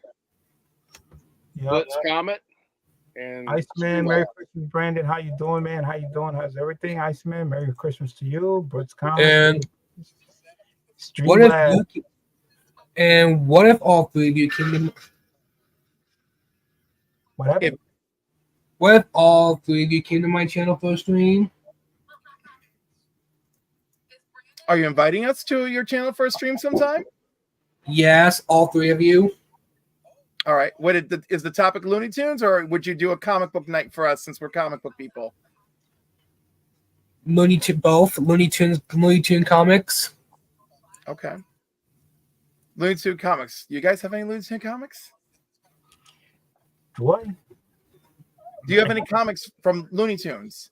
Sylvester and Bugs Bunny and. I think maybe I picked up a book of Woody Woodpecker recently. I think, but most of the Looney Tune books, no, I don't have. I think I picked up one. And what's funny is that I know the colorist for many of the modern Looney Tune. Well, not super modern, but modern era Looney Tune books. Yeah. And what would be the best day for you guys to have a stream with me? I guess let us know. See when we're available. I guess because most of the time that's the reason why I'm doing my video now, because I won't be back home until January because I got to do a lot of work, and I work in New York, so I'm not at home. But if you let me know ahead of time, I have an IG page, BLC646 IG. You can also hit me up there and let me know. And this is the first time being on your channel, by the way. Mm-hmm. And I just saw a stream to your audience button on the panel. So that means I hit it, so now the stream is going to be poured over to my channel. Okay. Because when you talk, you keep getting cut off sometimes. Yeah. So it looks like I just made 3 new friends on YouTube. Good. This panel, really, bro. Very good. Good. I don't know what the points. I don't know what the loony points are. Yeah, I don't know. That's my Streamlabs. I installed that porn inside. I did stream porn chopper dolls. I used a bar sort of anime porn, which could have got my channel terminated. Okay, that's something new. I never seen this before, like the Looney Tunes points and stuff like that. So I'm guessing, like you said, I think he's streaming extra on his channel. Yes. Okay. And I usually go on Match House chills sometimes. Matt? Yes, Match House What's Tavern. I don't know if I'm. Is that a sometimes? Okay. I only go to Match House himself, Boxing Kangaroo, or RGM. Okay. All right. So now my curiosity is peaked. Brandon, how did you find the stream? Was it a suggested live stream? On Film TMNT stream. Okay, TMNT stream. Oh, a Teenage Mutant Ninja Turtle stream. Interesting. And I asked him, "What if he had? What if you had 24 on panel? Like 24 people on panel?" I was gonna say I don't think the average stream software can support 24 people on panel. Not Yeah, StreamYard for sure. Yeah. Yeah, StreamYard. Well, like doing the live, you talk about having live people on the show here. I think I'm only limited to 10. Yeah, I think that's their cap. Well, it depends what plan you have on StreamYard. The higher the plan, the more people you can have on. What will you do? What will you do with 24 people on panel? I can't get up 24 people. The most I can get right now live is 10. Like the way we got 4 here now. I can only have like 6 more people on this panel show right here. Brandon is sometimes the Papa Man. I do go on Manchester Sports Tavern sometimes. Okay. But not the most. The most I ever had on a panel is 9. When I did Student Society X. Yeah, well, if you have 9, yeah, you can do 9. Like I said, I can get the most I can get. The max is 10 people here live. So yeah. Again, depends what plane you have. Because like we stream on StreamYard, so. What will you do with 24 people on panel? I can't. That's the thing. I can Talk only over each other. You know. I don't It have would be pretty tough to navigate with 24. Put everyone on mute every time I want to talk.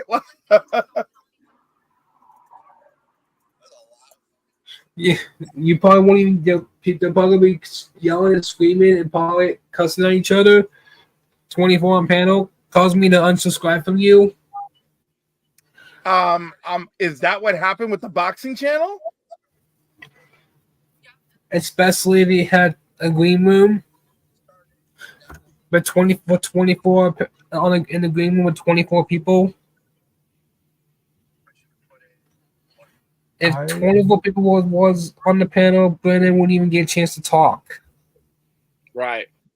Right. Well, if you had that many people, yeah, that would be tough because there's a lot of people in the room. Everybody wants to talk, but for right now, you know, most, like I said, the most I can get on the panel right now would be 10, and right now there's only 4 of us. So you know, we're not talking over each other. It's all good.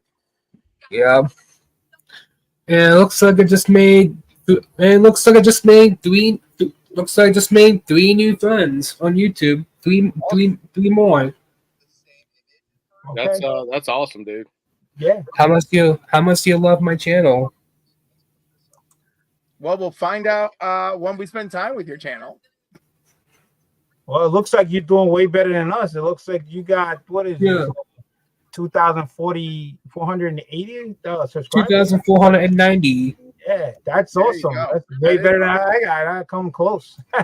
I'm clawing my way into the 200s. I'm calling my way to 2,500. Yeah, that's the hardest. I think the hardest stretch is getting to that multiple hundreds. Like just getting. I really need a play button for reaching 1,000 subs. Well, you're heading that direction. You're doing really, really great. You're doing a lot better than all 3 of us. I think if you put all our subs together, us 3 right here, we still way below what you have. So that's good. And does other people hop on your panel? What happened? Yeah, sometimes. Yes. Well, How much you love my channel? Patrick C. Chris Kelly, what's going on? Merry Christmas to you. Just saying hello to the chat. Yeah. So, guys, sub 'em up. Brandon Looney Tune Fan 2000. There you go, guys. Go sub him up. He wants to get to that. What was that? 3K you want to get to? Yes. Yes. I really want someone a custom play button reward for reaching 2,000 subs. Okay. Like Axel, making me like an actual play button with my YouTube name on it.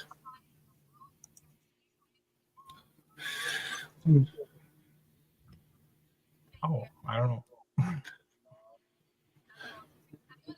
Like a play button with my username. Mm-hmm. The lowest they have to get 100,000 subscribers to get a play button, a silver one. Oh, the plaque that they actually send you from Yes. Oh, I didn't even know that. It's in your plaque? And there is no bronze play button.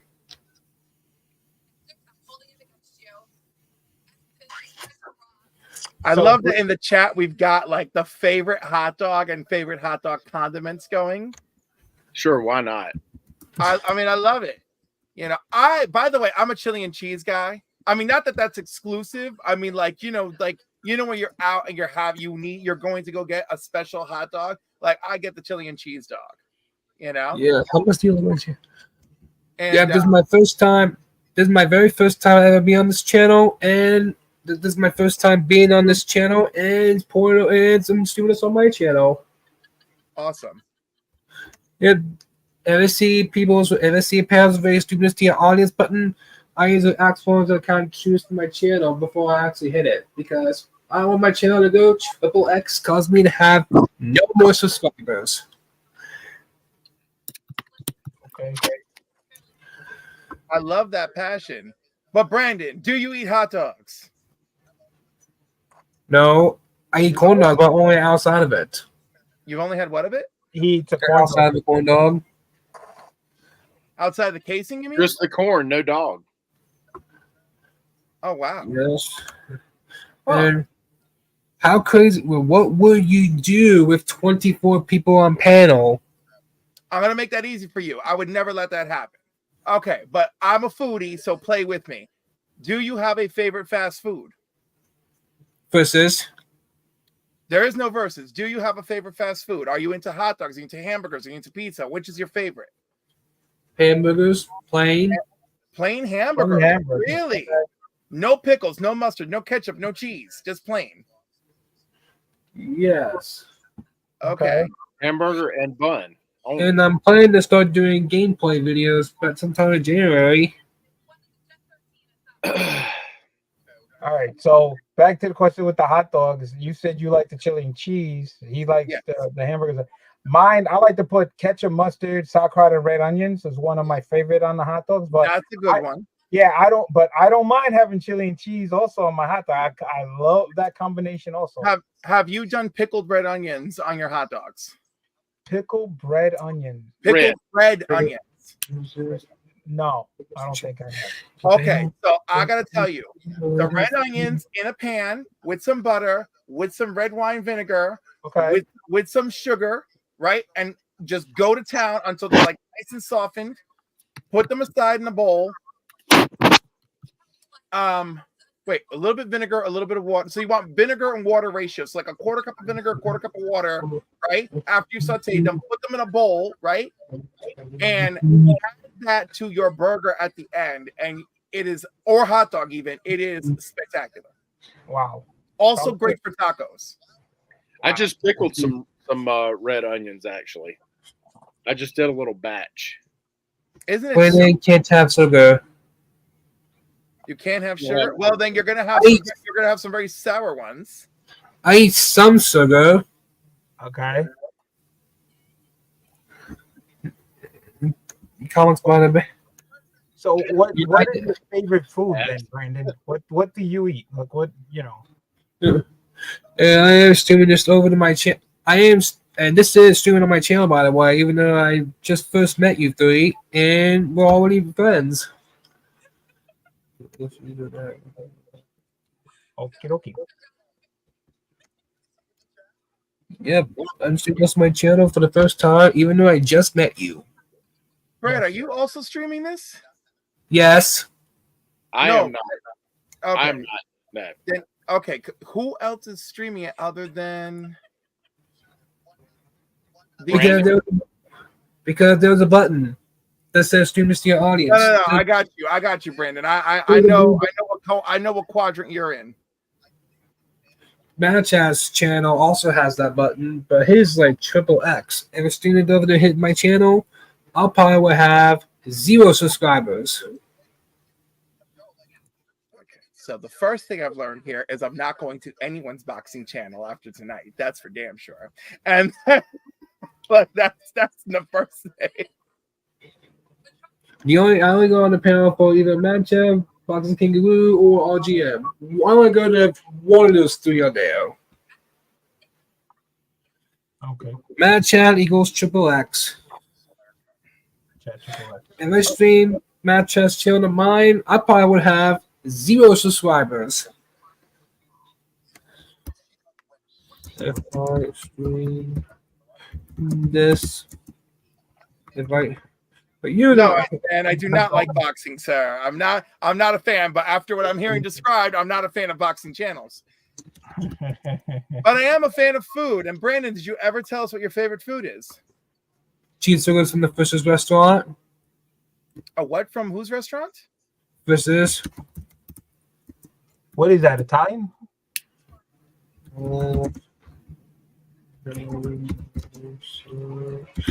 Type it in the chat about that McSmith user about certain channels being triple X. All righty. Okay. All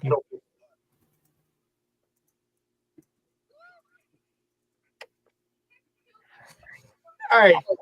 So, Brandon, we're here, it's just a hangout. We're talking about comics. We're talking about what we collect. We're getting into like everything. So we can see by looking at your logo, your Looney Tunes favorite fan. We know that you like Wile E. Coyote and Roadrunner. Besides the Looney Tunes, do you collect anything else? You have any other interest? Yeah, lately Popeye. Okay. You like the cartoons? Yes.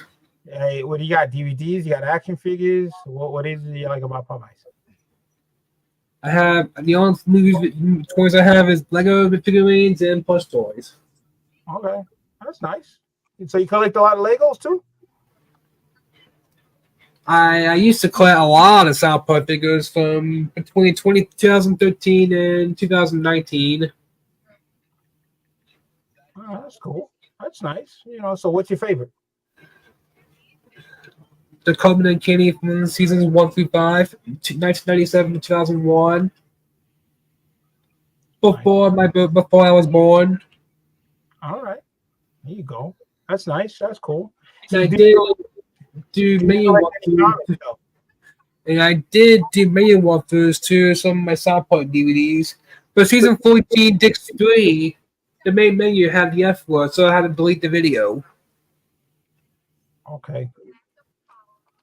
If we do it, I might not mute on the Disc 3 in season 14. If I kept that, I probably would have 0 subscribers. They say it's too vulgar. I'm unsubscribing. Okay. Mm. Collect any comics? Because we not really collect comics. You don't go to cons, so how do you do your shopping? You got a LCS close by to you, or you pick up a lot of stuff from like Walmart, Target? I do look at some comics, mainly Looney Tunes related comics. Okay, that's cool. How many comics do you have? Looney Tunes ones only. Yeah, I know, but how many do you have? None. I pretty much can't find them anywhere. You can ask Brian any questions about Looney Tunes, and he knows the answer. Johnny Boy comes on Brandon's channel and didn't say one cuss word. I gave him the words for that. So I gave him the words for not cuss on my channel. Oh, as I want to delete. Whoever says a single cuss word on my channel will be banned from my server. Will never allowed to have my panel ever again. Okay. That's understandable. Yeah. I wouldn't have that, the disrespect. But you can still stay in the chat. Brandon knows every episode of name, the characters, everything about it.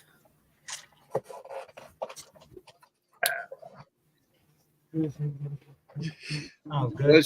It is your channel. You can run that channel the way you want to, especially with as many subs as you have. And it sounds like you've got a lot of folks that enjoy your content. Yes. So awesome. Yeah, I gave him the words just for not swearing.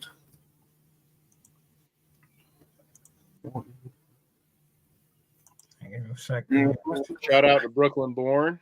No, I'm planning to do gameplay videos sometime in January.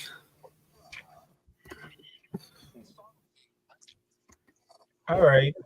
All right. So Iceman says Brandon knows every episode, the name, the year, the character, everything about it. So Marvin the Martian is my favorite character. What was his first episode? Hair Devil Hair. I'll be right back. Hair Devil Hair. Was that a Bugs Bunny episode? Yes. Nice.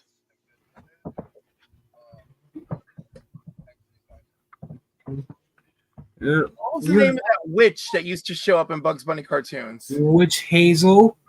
There we go. What was her first cartoon? Bewitched Bunny. Really? That is bananas. Was the hair monster in that cartoon as well? No, that was Hair Raising Hair. There you go. Yeah, but I can't. They're coming with us. So I can't really show them off. If you want to watch them, you have to sign in the Discord and go. You have to sign in the Discord. And I'll be doing a watch party on New Year's Eve at 8 p.m. Brandon, John wants to know what you got your mother for Christmas. I'm pretty much not going to tell you until Christmas Day. Okay. Did you get her something nice? I usually give people pictures of the favorite Looney Tunes characters and color it in. So would it be bad for you to tell us what your mother's favorite Looney Tune character is? Tweety Bird. Huh. Nice. All right, we've got that's 2 for Tweety Bird so far. I mean, there's a lot to love there for Tweety. I usually put out the picture and color it in. That's nice. That's very nice. Well, what did you say, Brandon? Did you say what your favorite Looney Tune character is? Roadrunner. Roadrunner. Yeah, Roadrunner and Wile E. Coyote is his favorite. I did put up Pepe Le Pew, and it took up all the ink. And it kind of messed up the printer as well for putting out that picture. I put out that character.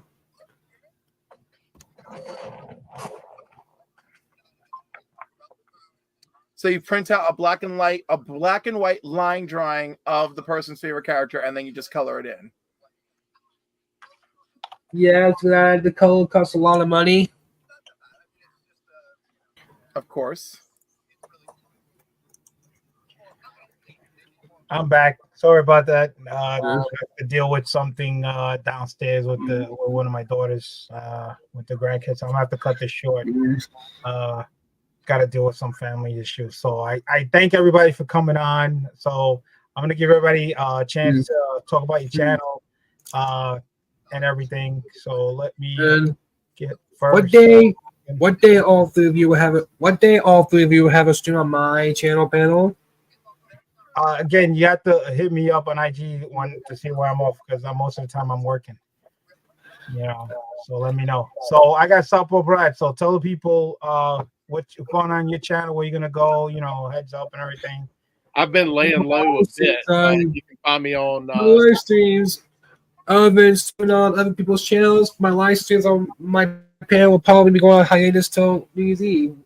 So what we'll be watching is Cartoon All Stars to Rescue from 1990. It's only a half hour. Okay. With full commentary. And I've been on a bit of a hiatus, so but you can find me on Southpaw Brad on YouTube, and yeah, I've got comic book content and unboxings and stuff like that. So yeah, check me out. All right. So Cliff, what you got going on? Well, I've got my unboxings. On the 2nd, I return with more Cliff's Crisis. Oh my god, I don't even remember the name of my own trivia show. But January 2nd, I'll be back, with Cliff's Crisis Quest. And I will have Travis and Brother John are gonna join me throughout January, and I'm gonna rotate the other seats. So that'll be nice. So the first one on January 2nd is going to be Scotty Vaughn. On January 8th, I'll be on Between the Lines. On January 9th, I'm gonna be on the 10. I should be on the 1011 with Gary B. Gary B. Or that's the 9th, right? And then the 10th, I'm doing a special viewing of Batman and Robin with Madam Blaster. Yeah, I've got a very full calendar, and January 1st is my birthday, so that's just gonna be about me. New Year's Day. That's New Year's Day. That's New Year's Day, yes. New Year's Day, baby. What are you returning anyway? Hopefully in my sleep, where I'm still above ground. No, it's talking about the. I know, but I'm not giving my age out. All right, so Brandon, I'm gonna get you on the main screen. So tell everybody what you got coming on. What your next step. Where they can see you. Well then, I do really good content, and I usually, whenever I do a stream, sometimes I put out the panel link. Let them hop on the panel and watch old school cartoons. I usually do that in the 30-minute mark. Nice. The most I ever had on a stream was 9 when I did Society X. Mm. I'm almost to 2,500. I'm not sure about doing any live streams this week, but I might do one this week. But I'm not sure.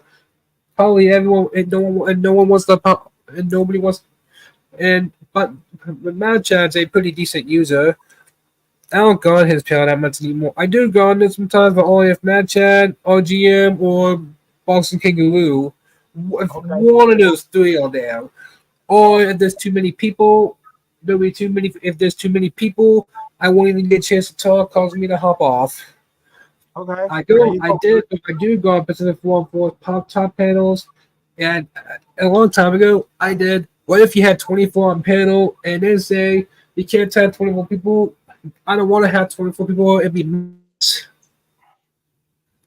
okay. Yeah. So just like I said, get the amount that you want. You control the show. Invite who you want on the show and get 10. What will you do with 24 people? BLC 24 seems way too much. Way too much. So thank you coming on. So now it's my turn. Again, guys, I appreciate everybody coming on. This was a lot of fun. And again, I'm not gonna be home for like another week and a half. So who knows what will come on when it'll be the new year in January. Most likely, I'm gonna probably start off with an unboxing, with books. What a way to start a year, right? Some slabs and some books and stuff. Yeah. So stay tuned for that. And everybody enjoy the holidays. And again, if you guys don't know, I will be at King Kong, New Jersey in April for the one-day show. Then I will be at C2E2 in Chicago in April near the end. Heroes Con in June. And I'm hoping that I'm off for New York Comic Con in October. Because every the other cons and the shows I am working. I can't make any of them.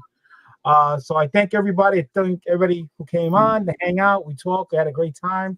So It's almost Christmas time. It's almost Christmas time. So enjoy your holidays. Be safe. Enjoy hunting. Keep it up. And I'm probably gonna see you in the next year. So happy New Year to everybody. And that's it. So I like to say at the end, the cat is out. And what